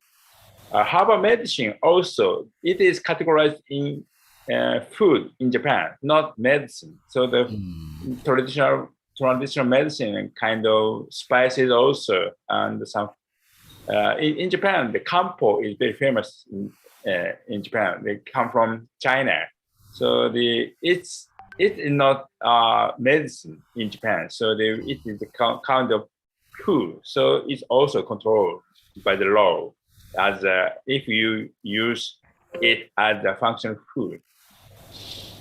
Okay, thank you very much. Thank you. Thank you, Professor Takuya, Pak Yaya, and Professor Nur Hadiani. I think it's time to stop because this is 10 o'clock and this is Friday. And thank you for presenting a very valuable presentation in this day. Professor Takuya Sugihara came to Lampung, I think, last 2 years. Pak Yoyo has 3 times. And we wait for Professor Hadiani to come to Lampung. Yeah, please write in your list to come to Lampung after COVID-19 over. Yeah. And this is the end of this session. And thank you for everyone. Thank you for present. And Assalamualaikum warahmatullahi wabarakatuh. Waalaikumsalam warahmatullahi wabarakatuh.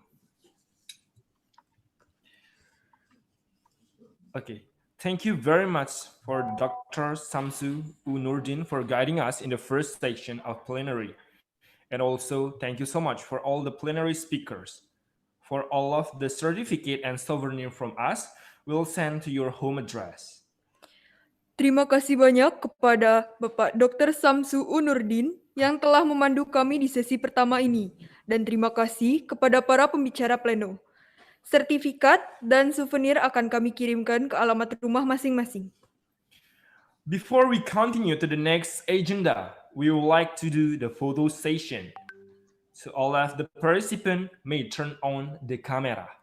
Sebelum kita beralih ke agenda selanjutnya, kita akan melakukan sesi foto terlebih dahulu.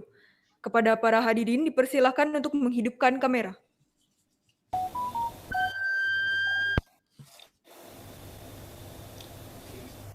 First page.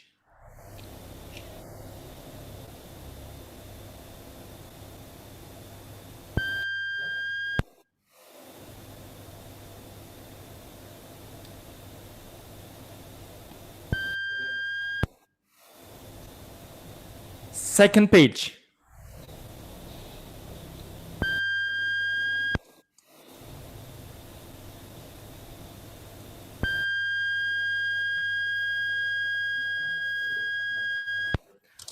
Third page. Okay, that's all. Thank you very much, ladies and gentlemen. The next session, there will be 3 keynote speakers presentation that will be guided by Ibu Rahma Agustrina, PhD. But before that, let me read her brief curriculum vitae. Selanjutnya akan ada 3 pembicara utama yang akan dipandu oleh Ibu Rahma Agustrina. Sebelum itu, izinkan rekan saya untuk membacakan kurikulum vitae singkatnya.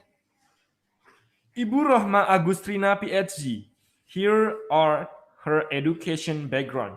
For bachelor degree in biology education from IKIP Bandung in 1985. For master degree in biology from Gadjah Mada University in 1988. And for doctoral degree in biology or plant psychology from University of Wyoming in 1995. For research interest in 2006 about utilization of energy magnetic field to improve the quality of growth and development as well as plant resistance to pathogenic microbes. And in 2018, it's about plants and or microorganisms that produce active compounds as a source of biocontrol for various agriculture plants, pathogens, or high economic value. There are several herb publications. In 2021, under title Isolation and Characterization of Exogenic Photosynthetic Bacteria for Reducing Ammonia and Probiotics Candidate. In 2020, effects of 1.2 mc magnetic field exposure on the growth of a red chili or Capsicum annum infected with the pathogenic fungus Fusarium oxyporum. And in 2022, the effect of magnetic induction on a seed Recording infecting stopped. Fusarium sp towards generative growth of red chili or Capsicum annum. So please welcome our second moderator, Ibu Rohma Agustrina, PhD. Mari kita sambut moderator kedua kita, Ibu Rohma Agustrina, PhD. Bismillahirrahmanirrahim. Assalamualaikum warahmatullahi wabarakatuh. Thanks you for Master of Ceremony, and thanks also to all the participants who seems to be enthusiastic about participating in this seminar, and inshallah will be remain enthusiastic until this event ends in this afternoon. In this last session of plenary seminar, we have three invited presenters. They are Professor Dr. Yana Maulana Shah, Dr. Masteria Yuno Filsaputra, and Professor Suharso. In this seminar, we will first listen to the presentation of the three speakers until they are finished. Then after that, we will enter discussion session. So we'll now begin with the first presenter, Professor Dr. Yana Maulana Shah. Professor Dr. Yana Maulana Shah graduated as a Bachelor of Chemistry from Pajajaran University Bandung, Master of Chemistry from Bandung Institute of Technology, and receiving a PhD from the University of Western Australia in 1998. Since 1992, he has been working as a lecturer in the chemistry study programs, ITB, and in the period 1999 to 2001, Professor Yana received an international award from the University of Western Australia, and in 2008, he received a postdoctoral research award from Australian Endeavour.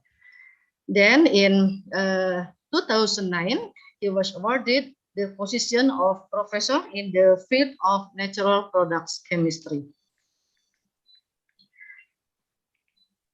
The research field of Prof. Yana includes isolation, determination of structure, biological properties, and transformation of natural compounds. He has published more than 110 scientific articles with a citation above 1,200 and has a Scopus H index of 20. He published 5 books in the field of NMR and MS for teaching at the bachelor and master degree. Okay,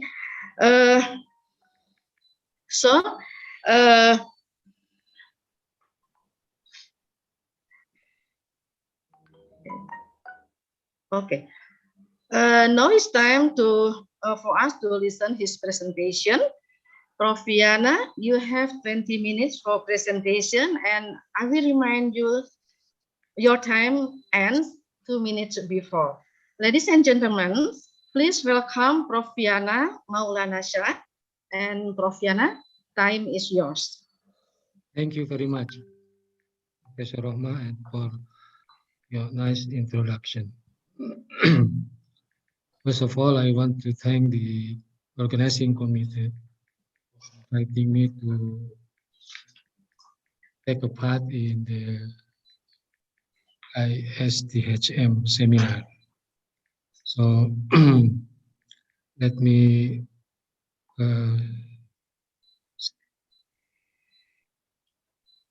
share screens.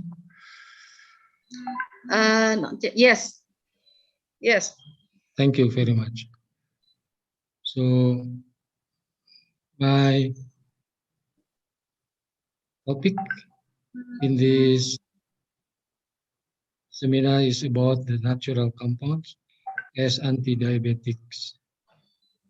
I try to slide share. Okay. It's very hard actually using the online. So my topic is related to the Professor Hadiani about anti-diabetic from plants, but there's a difference because she mainly working on the metabolomic part. Actually my group and working also on the same or similar working on the anti-diabetic of coffee bean extracts, including the coffee luwak extracts. But in this talk, I want to introduce the audience about the anti-diabetics targets for the natural products compounds. So mostly popular in Indonesia to test the anti-diabetic properties of the extract or the compounds using alpha glucosidase. But actually there are three main targets for the diabetics cases. So first of all, I want to introduce the so what is the diabetes mellitus? I think everyone here in these seminars know that the diabetic mellitus or DM condition is a condition of people with high level of blood sugar or glucose for a prolonged period of times. And of course, in Indonesia as well as in Malaysia, before Fadiani mentioned, the diabetic case is relatively high, and the mortality is about 6% compared to other diseases. So what is the problem with this disease, with the diabetic mellitus? The problem is complication of the disease is, can you see here in the slide, among them is the kidney failure, and then you maybe know that most people with severe diabetic has leg amputation.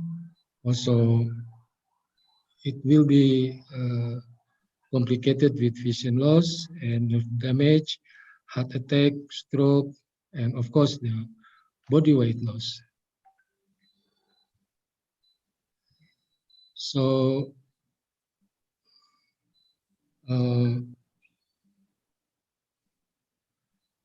there are two types of the DM. One is the insulin-dependent diabetes, and these types due to the pancreatic cells are no longer produce insulin. Insulin is the hormone that regulates glucose uptake by the cells. And the second one is the most happen in the in the people is insulin independent diabetes or type 2 diabetes mellitus, and this is because of the decreasing of insulin production, and also the tissue cells are not sensitive to insulin. So I will concentrate of the DM type 2 disease. So before we talking about the targets of biological targets in the research on anti-diabetic plants, so we have to know about the glucose homeostasis. So actually, our body equipped with the homeostasis system for the glucose level in the blood. So when we just a minute. So when the glucose level in the blood is low, yeah, then the pancreatic cells secreting the glucagon hormone to increase glycogenolysis or glucogenesis. So the blood glucose is back to the normal level. And when we eat food, particularly carbohydrate, so the blood glucose level will increase, and then the pancreatic beta cells will secrete another hormones, peptide hormone, insulins, and then with this hormone, the gluconeogenesis lower and glycogenesis increase through the mast cell or the adipose cells, or also in the muscle cells. So the uptake glucose will make the blood glucose levels become to the normal level again. So how the insulin produced by the beta pancreatic cells. So when the glucose level is high, then the glucose transporter 2 will attack the glucose and then enters the primary metabolism. So that as you know, after the degradation of glucose, and then goes into the mitochondria, and then the ATP produced from the ADP, and then the ATP level will increase, and then this increasing the ATP ratio to the ADP ratio will close the potassium channel. Closing the potassium channels will trigger the depolarization of the cells, and then the calcium ions enters the cells, and then triggering the exocytosis of the insulin. So insulin will goes into the blood circulation. That's the role of the beta pancreatic cells. And the second I have to mention is that after insulin goes to the blood circulations, the insulin receptors, the member of the tyrosine kinase receptors will attach to the insulin will attach to the receptors, and then triggering many down regulator in the cells, particularly relating to the transporting the glucose transport 4 move to the membrane cells, and then uptake the glucose, and this is mediated by insulin receptor substrates, and then phosphoinositol 3 kinase, and then with the AKT. So this how the insulin works in the in the cells, in the normal cells. But in the DM type 2, this metabolic pathway no longer sensitive. So although there are some insulin there, but the glucose transporter 4 cannot move to the membrane, in the plasma membrane. The third one is the regulating the blood glucose level is through the what we call it the PPAR gamma, the protein peroxisomes proliferator activated receptor gamma, and this is working on the mainly in the adipose cells and increasing the apigenesis, which means that the free fatty acid is the blood circulation become lower, and this will trigger the increasing the glucose transfer to 4, and also the insulin receptor substrate with the total effect is improve insulin sensitivity. So when we want to look at the plan for anti-diabetics, other than the S inhibitor of alpha glucosidase, so we have to mention about 3 main mechanism how glucose entering the cells. So now I want to give some examples of the plants that have success in the uptaking glucose into the cell. The first is the plant Biden pilosa, or in Indonesia said ketul, the local name of the plants. So this plant actually has the herbal preparation of the plants is already available in the market. So, for example, in the form of the tablets. The main component relating to the anti-diabetic, the active component in the plants is the cytopolyen, the glycoside of the polyen here, hydroxypolyen. So cytopolyen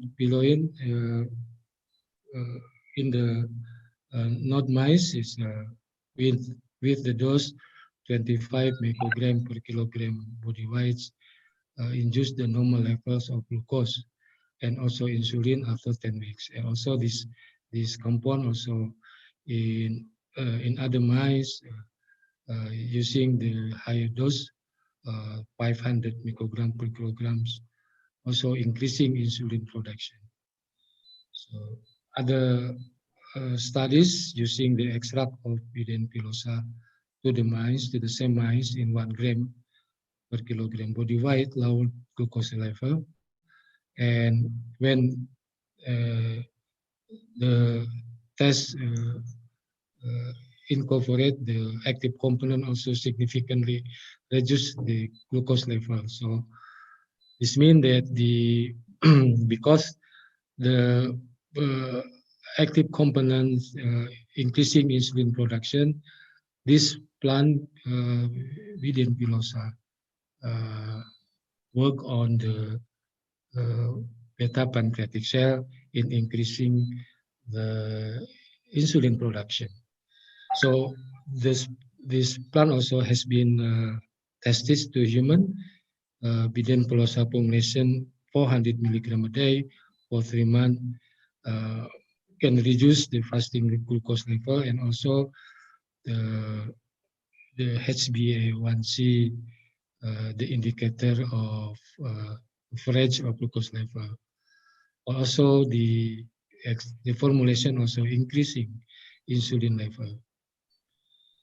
And other studies, combination of the Biden pilosa formulation with anti-diabetic drug gave better results in lowering the glucose level. So this results show that Biden pilosa preparation and all the active components acted by targeting pancreatic B cells. However, the mechanism of action of the effects, I mean the further mechanism of the effect still not known, except that at the end the glucose level in the blood lower, and then the insulin production increase.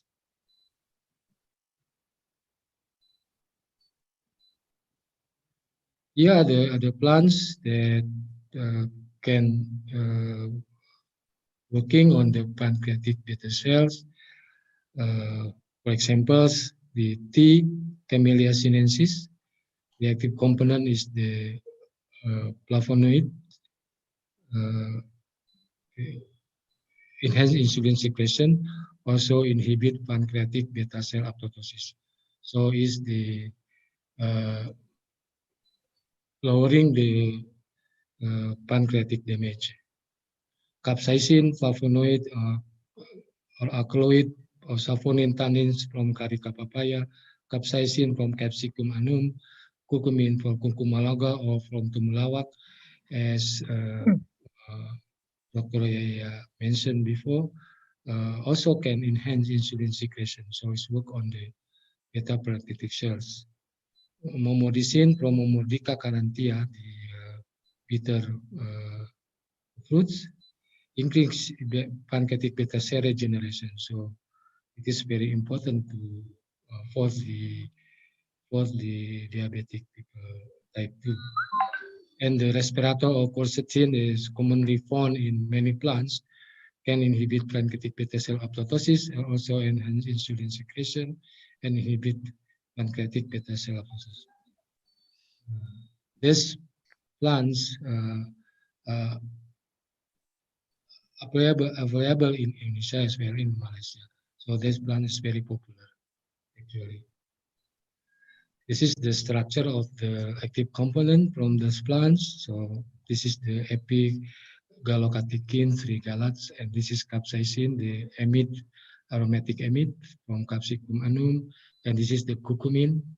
This is very popular from Curcuma longa and Curcuma santoriza, and the spirato from the wine, from the grape, and then quercetins in many plants. We can isolate this compound. Next, I want to mention about the plant that has an effect on insulin action, mimicking insulin action. Actually, this is the review paper that I mentioned in this presentation. So the paper talking about terpenoid, alkaloid, quinone, phenylpropanoid, flavonoid, and also phenolic and other compounds, natural products that mimic the insulin action. But I want to mention only one here because of the time limited. So from the fungus Phoria-coccus, here the picture of the plants. I don't know whether in Indonesia they have this fungus, but this is the products from China, the product of herbal preparation for this fungus. So this fungus produce a number of tetracyclic terpenoids, lanostan types, tumulosic acid, fucimic acid, dihydrotumulosic acid, dihydrochemic acid, 3-epidihydrotumulic acid, and polypyrenic acid. So this compound is the screen to be able of taking the glucose in the adipocyte cells. So from the first screening, it can be seen that the the plants can increase the uptake of the glucose. And on further evaluation of one of the major compound, here is fucimic acids, using this is the best using a variety of concentration ranging from 0.01 micromolar to 1 micromolar. We see that the the acid, the PA, pancreamic acid, increasing the glucose uptakes, and then the insulin also increasing by by feeding this compound to the apocyte cells. And when examine the plasma membrane fractions, using the same concentration, the acids, can you see here in the Western blot picture, the number of glucose transporter 4 also increasing in the plasma membrane fraction. So this has the effects, insulin-like action of the acids. And further examination also prove that the acids effect only on the glucose transporter 4 compared to the glucose transporter 1. So this is increasing in the glucose transporter 4, but this is relatively not changed. And also the authors of the papers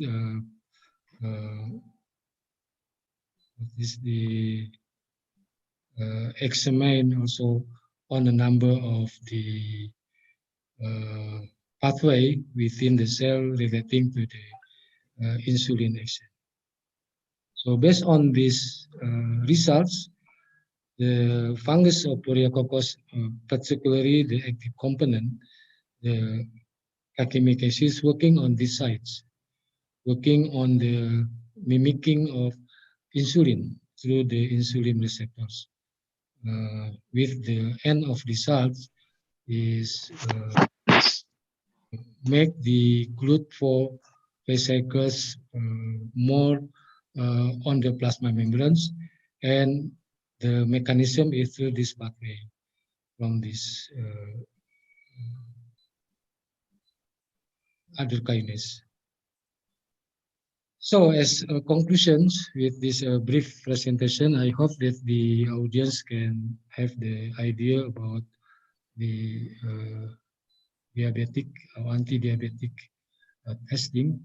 So there are many natural compounds actually that can be used to treat diabetes mellitus type 2, either acting on pancreatic beta cell by triggering insulin production or mimicking insulin properties by increasing glucose transporter 4 in plasma membrane through activation of phosphoinositol 3 kinase AMPK pathway, or can activating PPAR gamma pathway. Although I'm not showing the data. However, problem with the natural products to be drugs, natural compounds are difficult to purify or to synthesize. So I think this is my brief presentation. I hope the audience can grasp the message of the presentation. Thank you. Okay, thank you very much, Professor Yana. You are very punctual. So, exactly 20 minutes. Thank you very much. And now, ladies and gentlemen, we have the second presenter. The second presenter is Dr. Masteria Yuno Filsaputra. Okay. Dr. Masteria Yuno Filsaputra.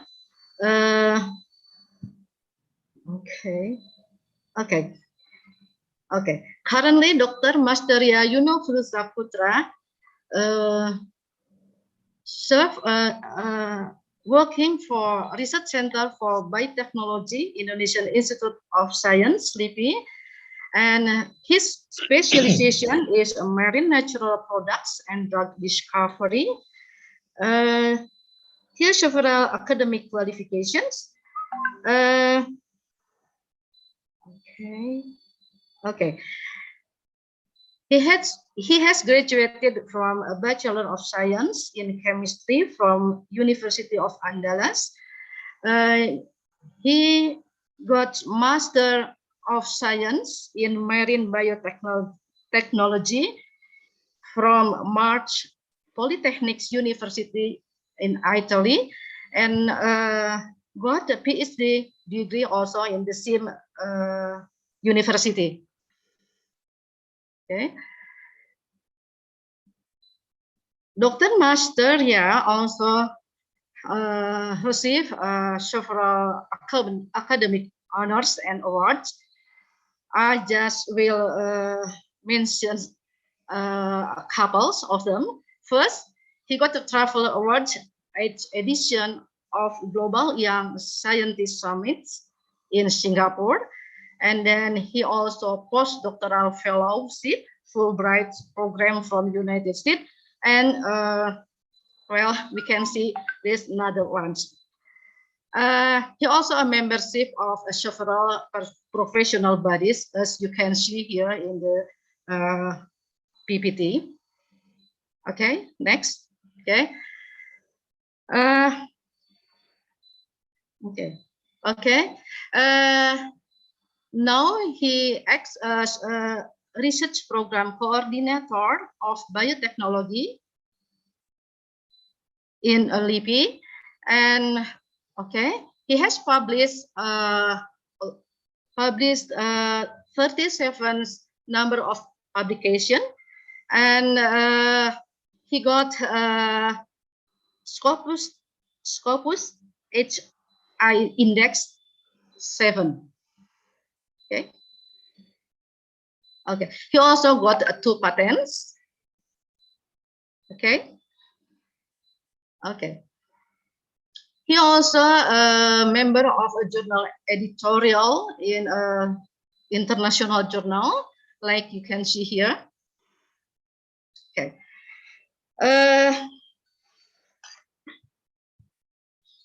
Okay. Ladies and gentlemen, please welcome Dr. Masteria to present his presentation. And I'm sorry, Dr. Masteria, you will also have 20 minutes for presentation, and I will let you when time is over, 2 minutes before. The time is yours, Doctor. Thank you very much, Professor Roma. Good afternoon, everybody.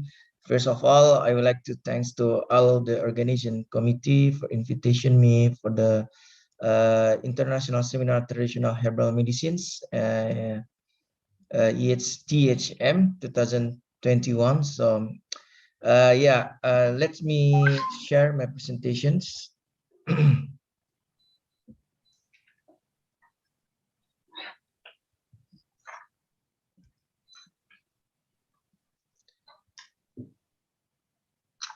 So today's my presentations are about marine natural product from Indonesian's environments. During all of the conference, most of the presenters about traditional herbal medicine or plants, terrestrial natural products. But today, I will introduce for all of the audience about the importance of the Indonesian environment for the natural products. So the first outline of my presentation, first of general introductions. So, and the second about the bioactive natural from Indonesian soft corals, and the second part about sponge and tunicates, and the third part about the sea cucumbers. So as we know that the ocean is more covered than 70% of Earth's surface and contain more than 300,000 described species, plants, and animals. So as you see that macroscopic plants and animals have adapted all of the regions of the oceans, including polar and temperate and tropical area. So the diversity species is extraordinary in the coral reef. As you can see that if we go to diving or snorkeling, we look at this coral reef. And the coral reef is most abundant of the organisms and also microorganisms. As we know, in the perspective of biologists, ecologists, we know that the coral reef contain like microalgae, soft corals, algae, sponge, tunicate, mollusca, orgomenian, and fish and diatoms. So as I mentioned before, if we're talking about terrestrial natural product chemistry, so we can really best track back in 19th centuries. So we did first investigation of terrestrial plants aimed at finding the molecules that are responsible of the biological activities of the extracts. So this is distinct contrast to the natural product chemistry associated with marine species, which was emerged only over 60 years ago. So that's maybe the improvements that for the scuba diving or snorkeling. That's why people now explore for the marine natural products. So as we see since my presentation and my slides that the marine environments are proven very rich source of extremely potent compounds that demonstrated activities such as anti-cancer, anti-tumor, anti-inflammatory, such as antiviral and so on. So right now we have egg natural product or derivative from marine natural product that are already proved by FDA and EMA for the drugs. So that's a very potence of the natural product, marine natural product for drug discovery. And most of them marine natural product compounds have the activities of the approval drugs for the anti-cancer and anti-inflammatory. And presently, that as you see in the report for in the publication in Natural Product Reports, in the past 5 years, people or researchers have a great intention of great interesting for the marine microorganisms. As you can see that from 2012 to 2017, they are increasing the novel compound that isolated from marine microorganisms. And now 2017, almost 900 novel compound already isolated from marine microorganisms. So in the perspective of Indonesians, so we are after large archaeological country. So we are more than 70,000 islands and we are the 80,000 kilometer. So we are the second largest kilometer in the world after then Canada. So then because that's situation, a geographical situation, we are now the richest diversity on marine organism. As you can see, some of the isolated compound from Indonesian marine organisms, we call it in Indonesian, like a Papuanamine, Biagatide, and Manado peroxide here. So my group recently published a review paper in the molecules that we make comprehensive review paper about Indonesian marine invertebrate. Most of Indonesians' natural product came from sponge, and the most activity is for the anti-cancer, and the most place that collected for the marine organism in East Indonesian, such as Manado or Bunaken National Park. So what we are doing in our lab, in our research group, so we have developing of library of novel bioactive compound of marine origin from Indonesian environments. So we collected marine organisms from Aceh, then from until Merauke. Then we collected also the microorganism associated with this macroorganism. But macroorganism we interesting for invertebrates, such as sponge, soft coral, and tunicates, and sea cucumber. That's what we are delving in our groups right now, and hopefully that's everybody in Indonesia interesting. We can collaborate together here. And what the perspective our research is, first is collection. That's very interesting, and classifications and storage and data management and treatment. This is very interesting. Then we collaboration this with the pharmaceutical company also, and also for the foreigner universities such as Japan's, and also we collaborate with China recently, and we collaborate with Italy. So, and in the perspective microbiology, we also, as I mentioned before, that we collected all of the microorganisms associated with marine macroorganisms, especially with invertebrates. So we make the isolation, a pure colony, and doing the extraction, and we are doing taxonomy using 60S arena taxonomies, and also with classical taxonomies, something like that. And from biodiversity to bioactive molecules, we doing the traditional extraction and BSA get fractionation, and mostly in our labs we doing the in the past 3 years we focusing with anti-cancer activities. So most of our papers recently in 1 year and 2 years here we were studying in anti-cancer.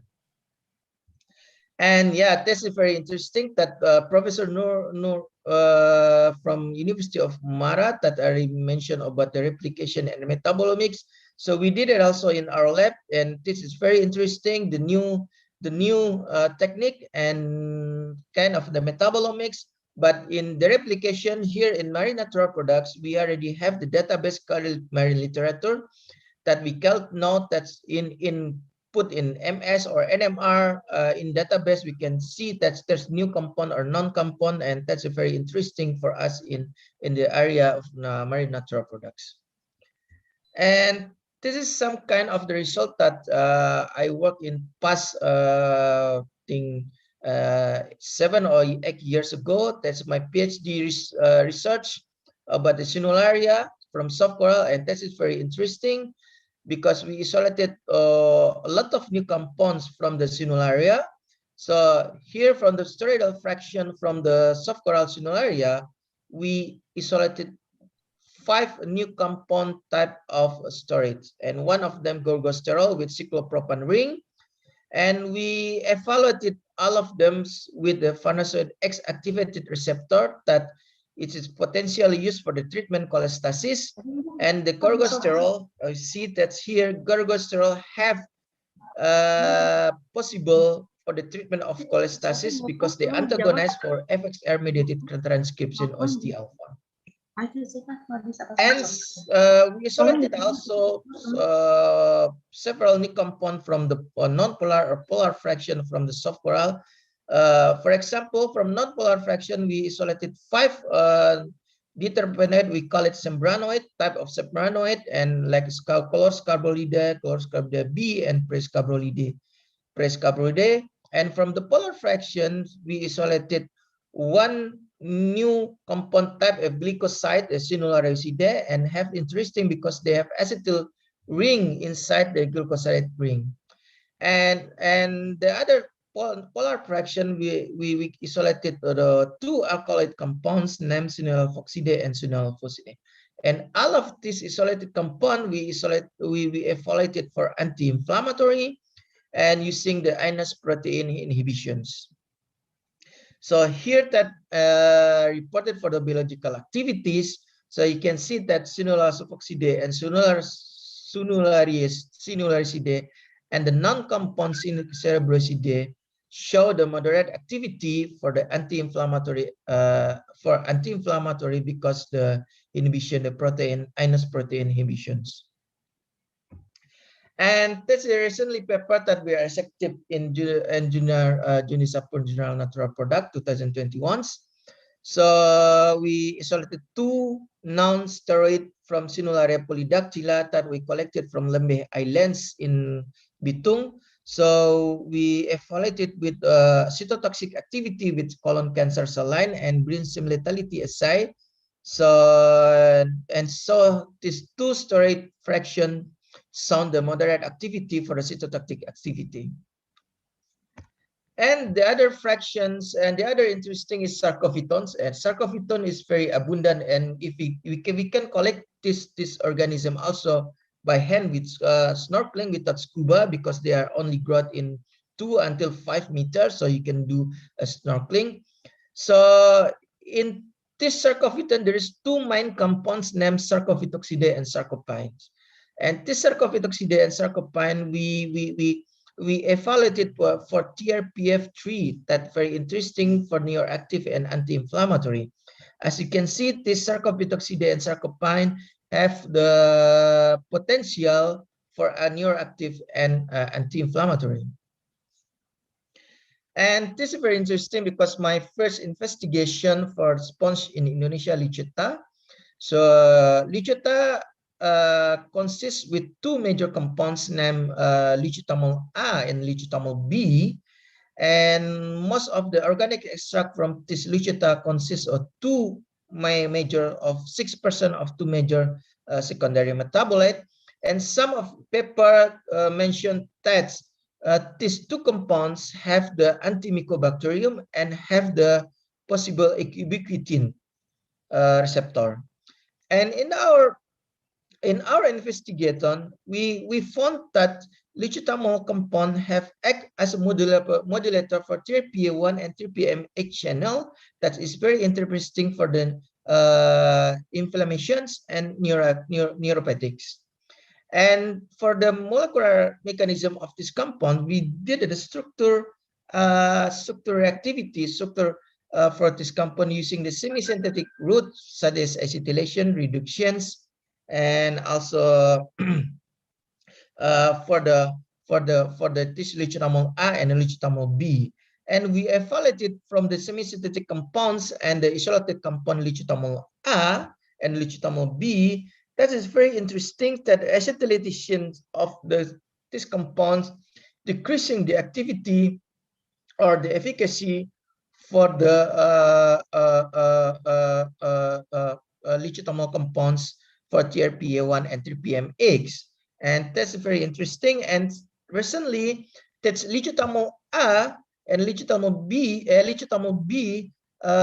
now for the preclinical did a preclinical trial, and I think they're the clinical trial phase 1 with one of pharmaceutical company in France that developing also this compound for neuroactive and also for anti-cancer. And this is, and recently we collected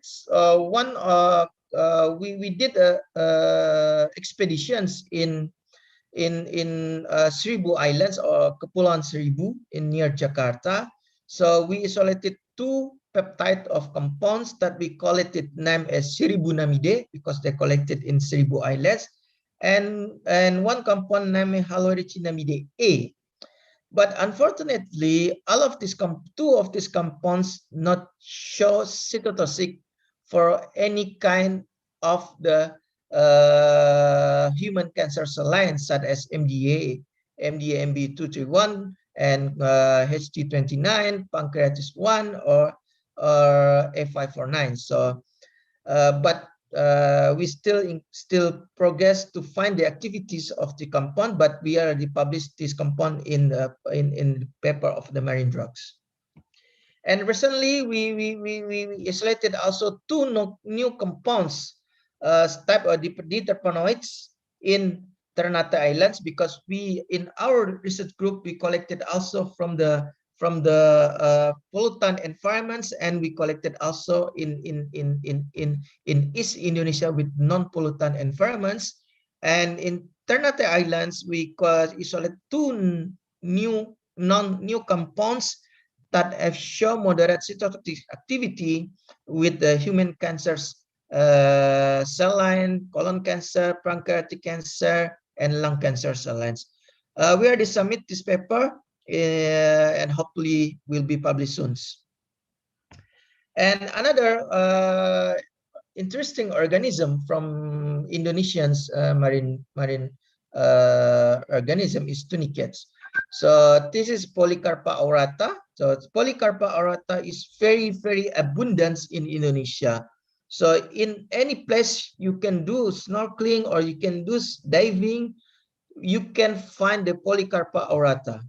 So in our investigation, we isolate two polyaurine A and polyaurine B, and this polyaurine A have the potential for the schistosoma mansoni. And this we collaborated with the group in Italy. So in the paper and already published last year in Marine Drugs. And this is very interesting in our lab. So in the past several years, our groups interesting with Indonesian sea cucumber. So Indonesian sea cucumber, we've collected almost 51 species of sea cucumber in Indonesia. And not some of my in researcher in our group isolated several compound from the cucumber, and this is cucumber Bohacea. So we isolated 2 non-component bifidobacterium D and Argoside C, and we evaluated these 2 compounds with the 4 cancer cell lines, that MDA, ST29, and F549, and pancreatiwat, and you see these 2 saponin compound, saponin compound have potential for anti-cancer, and mostly the saponin compound from cucumber have the activities for the anti-cancer of the strong cytotoxic activity. And that's also that we collected also one of the compound here from the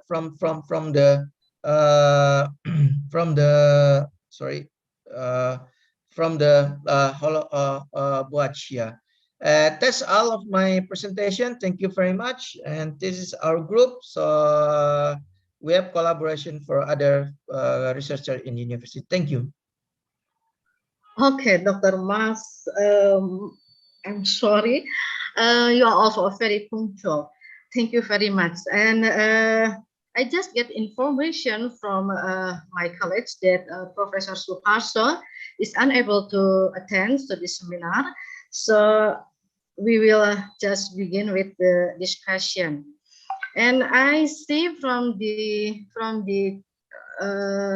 application, from the chat application here, there is a question for Prof. Yana and also several for Dr. Master. First, I will deliver the question for Prof. Yana from Ibu Eti Ernawiati. Is there a difference using fresh food ingredients such as a bitter melon or the other with commercial herbal remedies to control blood sugar level? Which one is better? Please, Prof. Yana. Thank you. So I had a question. Which one better, the bitter melon, the fresh one, or the what is the extract or the formulation? So it depends whether the active components are dissolved in water or not, because most of the bitter melons we are using fresh is using the liquid waters.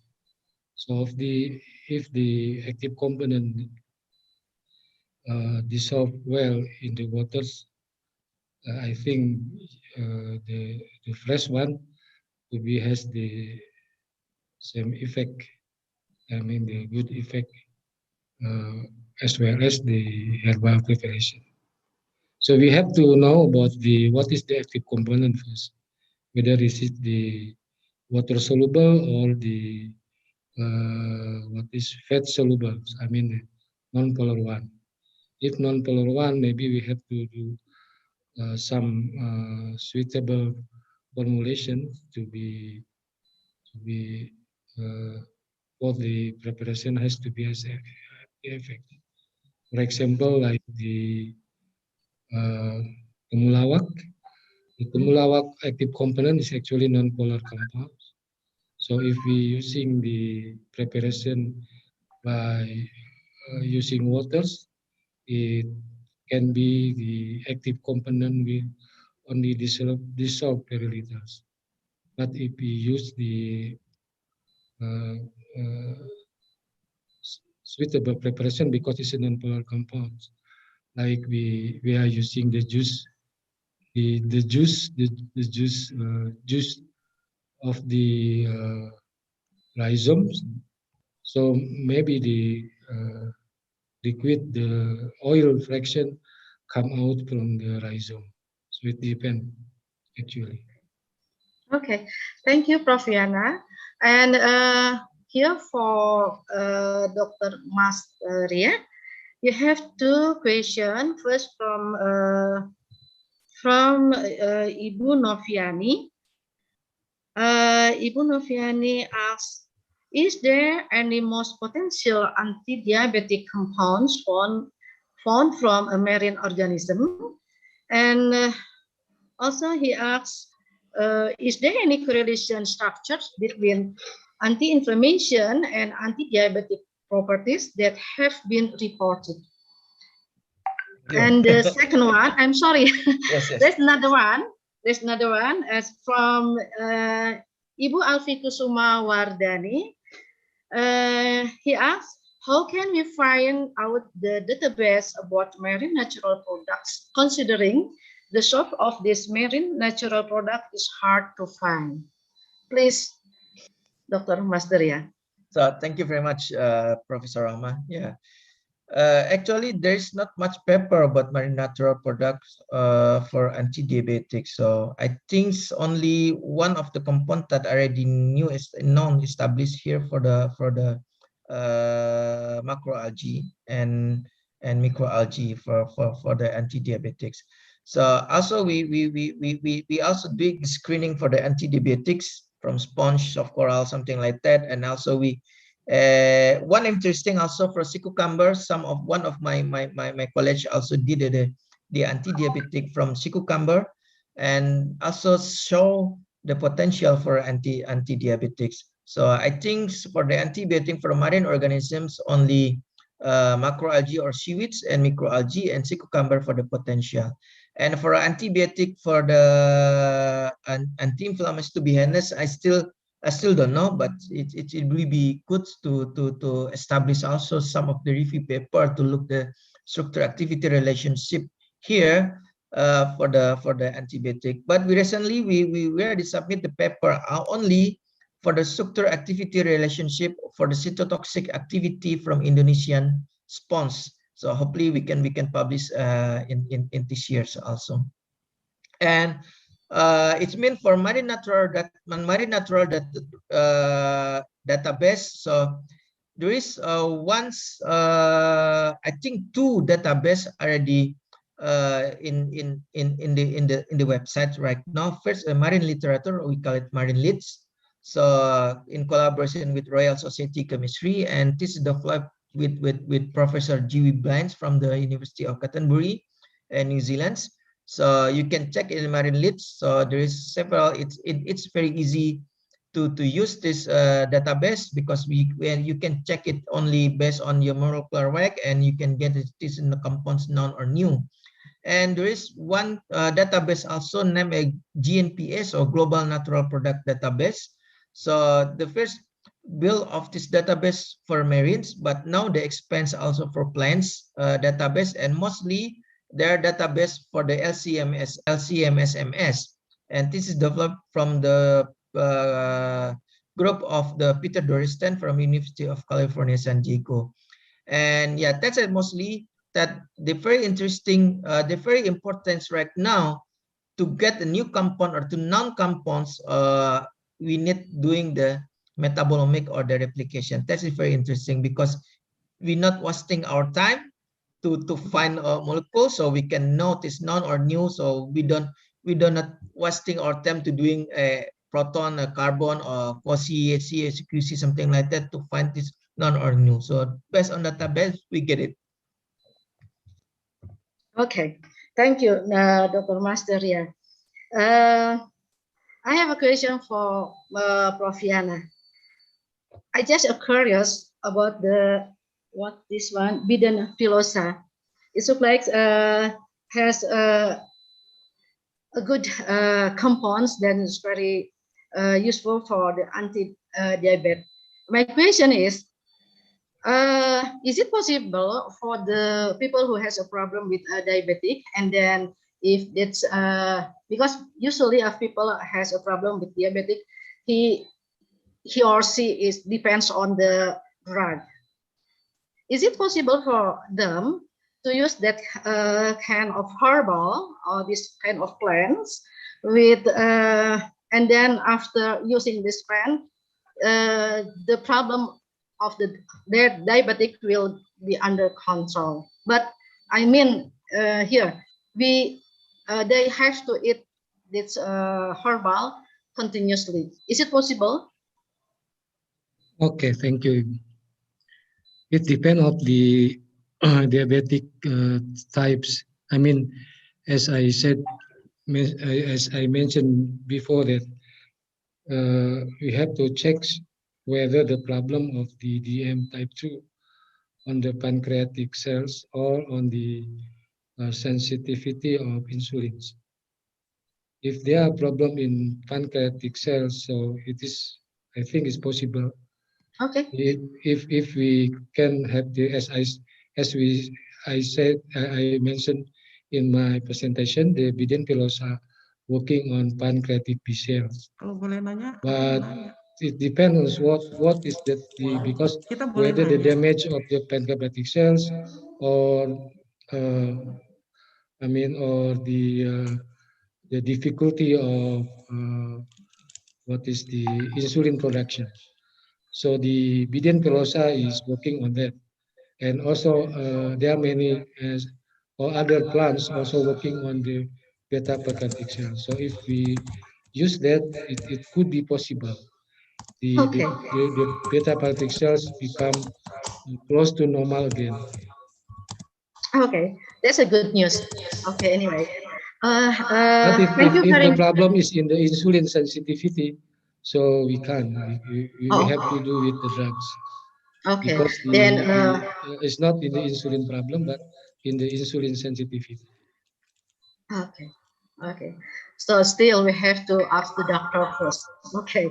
Yes. Okay, thank you, Dr. Masteria and Professor Liana for the very excellent presentation. There's a lot of information we got to learn. And thank you also to all the participants. Yes. Thank you very much. Question, please. Oh, okay, I'm sorry. Please, Bu Endang, my friend, Bu Endang. Thank you. Thank you. My question is to Dr. Masteria.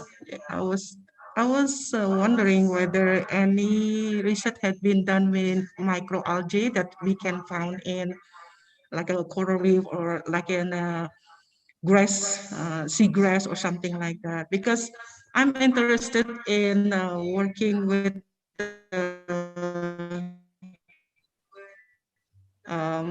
seagrass and also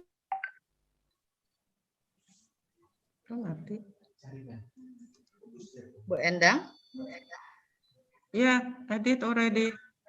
Okay, so I mean, thank you, Ken. Okay, let me do chatting.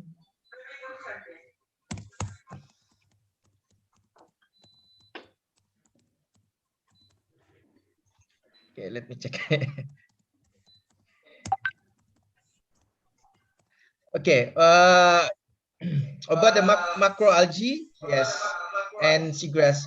We have several papers also, Bu Endang, about the macroalgae, but you know that the macroalgae contain most of the fatty acid. So, and now we develop this macroalgae for the functional foods, not only for drugs, because it's difficult to find some of the new compounds, and mostly of the new compound from the macroalgae is fatty acids. So we already several papers, and we have also the collection of this macroalgae. And for seagrass, yeah, this is really interesting because the type of the compounds, the macroalgae and seagrass are almost the same. So mostly it's only fatty acids, something like that. So for the drugs, that's not very interesting. But for the functional foods, maybe that's very interesting. Then we collected also the seagrass in our lab, but we're not focusing the research with the seagrass. But for the macroalgae, we focusing this research because we have a project with the National Research Priority of PRN, call it microalgae and macroalgae for the functional foods. So that's why we're interested in the macroalgae. Okay, thank you very much, Dr. Masteria. Any other question from the participants? Yep. Okay, please. Okay, thank you. My name is Samsu. My question is for Dr. Mastraya and Prosiana. I just wondered that if we use the strategy to develop medicine from the traditional medicine using a modern or scientific approach, we will need a long time. And most of the drug, I think, that is synthesized, using maybe chemical reaction or something like that. Do you have any idea? Because I think in general, we develop the medicine using the scientific method from metabolomic, in vitro, in vivo, clinical, and maybe it's possible to be, not get a good result in the clinical study.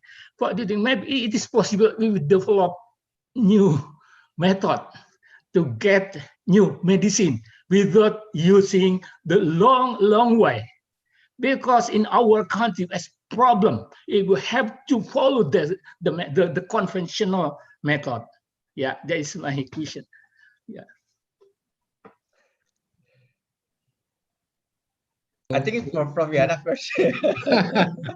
That's a difficult question, because the standard of the drugs, we should have the end up with the clinical trials. So, but luckily in Indonesia, I think the herbal preparation still have no such diet rules, diet obligation. But the problem is how we convince the people that our preparation, our formulation actually has efficacy to the disease, the target disease. So I think like in China, maybe they have to type of the what is the health system, using the traditional one and using the modern one. But in China, because now is the the technique to evaluate the efficacy of the herbal preparation is already available. So they do a very extensive evaluation of the herbal they use. For example, like in my presentation, the fungus coccus, they give evidence that the herbal from the fungus actually has anti-diabetic effect, that mimicking the insulin action. So I think we have to, what is our facilities, research facilities, not only just with the screening or in vivo using mice or rats, but we have to do also to try to find the mechanism, so that the herbal preparation has a very specific effect, not only just anti-diabetic, but antibiotic which mechanism, whether acting on the beta pancreatic, whether acting on the insulin mimicking, whether acting on the PPAR gamma in the adipose cells. So the consumers will know, and then the consumer will guarantee that our preparation, with the herbal preparation, work as claimed in the etiquette. I think that's my answer. Yeah. 1 minute. Professional, I think the consumer only concern how to cure the diabetes, not the mechanism of action. So yes, of course, but yeah. But to what is to to guarantee that the consumers is, because it's not only working but also switchable, because the disease is not as simple as we see. The disease is very complex actually. It's not just lowering blood glucose, but also there are many causative why the blood glucose is lowering. Why is why the blood glucose is increased, elevated in the blood. So we what is kita memproteksi klien, memproteksi masyarakat. Jadi bukan hanya not only just claiming, because most of the herbal preparation now is only claim, no evidence. So people may be buying the herbal products, but eventually they are boring, because they are still they are thinking whether my consumption of the herbal has an effect or not. That we have to make sure that people buy the products, and then with the keyakinan that the herbal products truly has an effect as they claim in the preparation. I think that's the why. Okay, thank you. Okay, silakan Pak Master. Ya. Thank you, Prof. Yana. Yeah, I think to develop very fast the new drugs. I think there is for the new approach, maybe we cannot make a new ones. I think because that's already developed. But there is two things that people right now doing for the make a new drugs, to develop new drugs very fast. First, what I said, the metabolomics, and the second is high throughput screening. That is very important right now, high throughput screening. So we cannot wasting time, but most of two techniques still need database. So database is very important for us not to wasting time to develop new drug. If, for example, we working about in Indonesia traditional herbal medicine like jahe merah or zingiber. People working with the zingiber also with the same activities, but I think this is the wasting time because most of people also working with that, but the same efficacy, the same activities. But if we already have this database, I think we can make a shortcut. So okay, we working with cucumber, with jahe merah, already have potential for immunomodulator, for example. So people cannot work with that because already have the database. Maybe they can find something, any other activities, maybe anti-cancer for us or anti-hypertensive, something like that.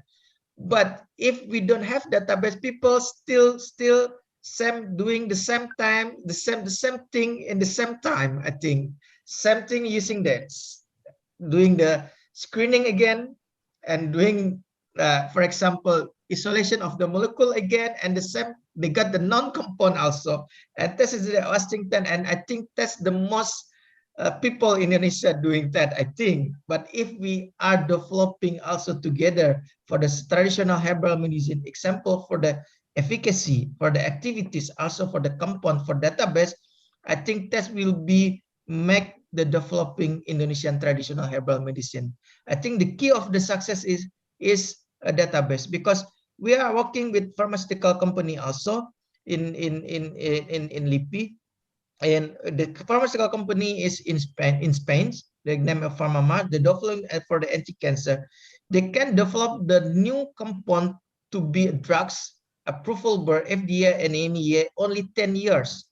People also working that for make the drugs 20 or 30 years, but the maximum for them have 10 years because they already have database. So they're not wasting time to isolate the non-compound again. They're not wasting time to find the activities again. If they have database, they just click the database, the molecular weight, they just click the NMR in database, they got it. It's just not a new compound, but new efficacy, then they're developing. That's, I think, the key success for us now to develop the new drugs. Prof Samsu. Thank you.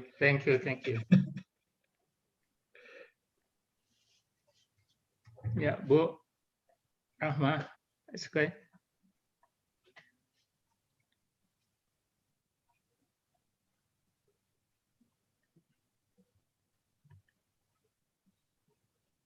Mute Ibu Rahma. Bu Rahma masih mute. Okay. Masih mute. She's busy. Yeah, I just thinking, if we have short way, and if the problem is standard, why we not develop the standard method by our expert in Indonesia? Yeah. And then because if following the modern country, they have everything, so we will have buyer for the medicine, we consumer the medicine never develop the new product because we have problem with the financial problem because a long story. Yeah, if we can develop by our method, I think that our I think the best solution, Professor Samsu, we should also have everything here. We should have everything here, so we can develop something. Yeah. Because if we don't have everything, so we only develop something that is cannot be compete with the modern drugs because they are more cheap actually compared to the herbal preparation.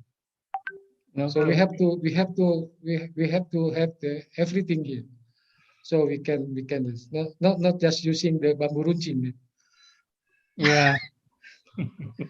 Okay.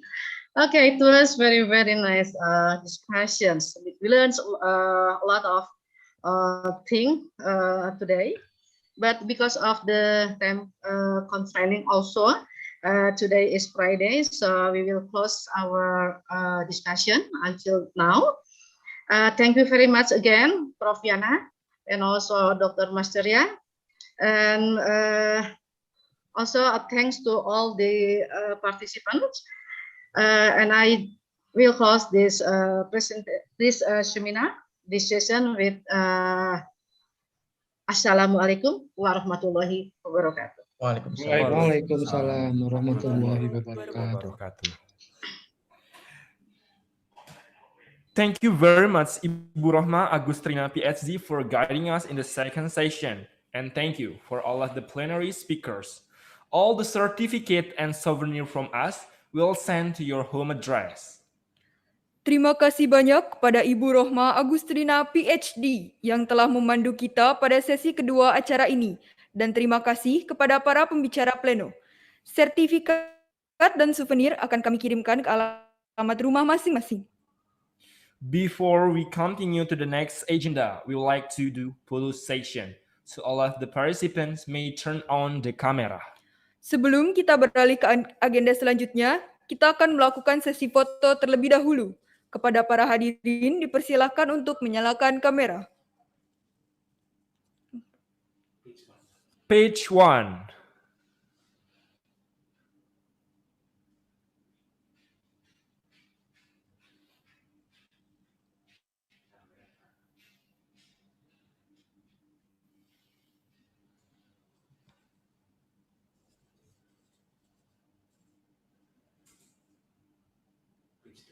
Page 2.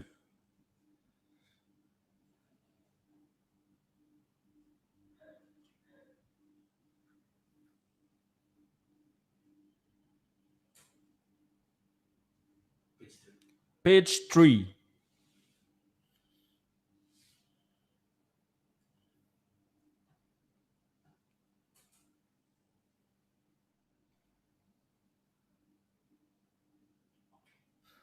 Okay, that's it. Thank you very much, ladies and gentlemen. Thank you. So next, we are heading to the exhibition on Herbal product virtual. For the time being, please station, we are presenting herbal and functional products of our college. Selanjutnya kita beralih ke pameran produk herbal virtual. Para hadirin tetap berada di tempat, kami akan menghadirkan produk herbal dan fungsional dari rekan-rekan kami. After that, we are moving to the parallel and oral session, which will be started at 1:30 p.m. All of the participants may enter the room with the link based on the instruction that have into the email after the lunch break. Thank you so much and see you in the parallel session for oral and a poster. Setelah itu kita beralih ke sesi paralel untuk oral dan poster yang akan dimulai pada pukul 13.30. Semua peserta dapat memasuki ruangan dengan link sesuai dengan petunjuk yang telah dikirimkan dalam email setelah istirahat makan siang. Terima kasih banyak dan sampai jumpa di sesi paralel untuk oral dan poster.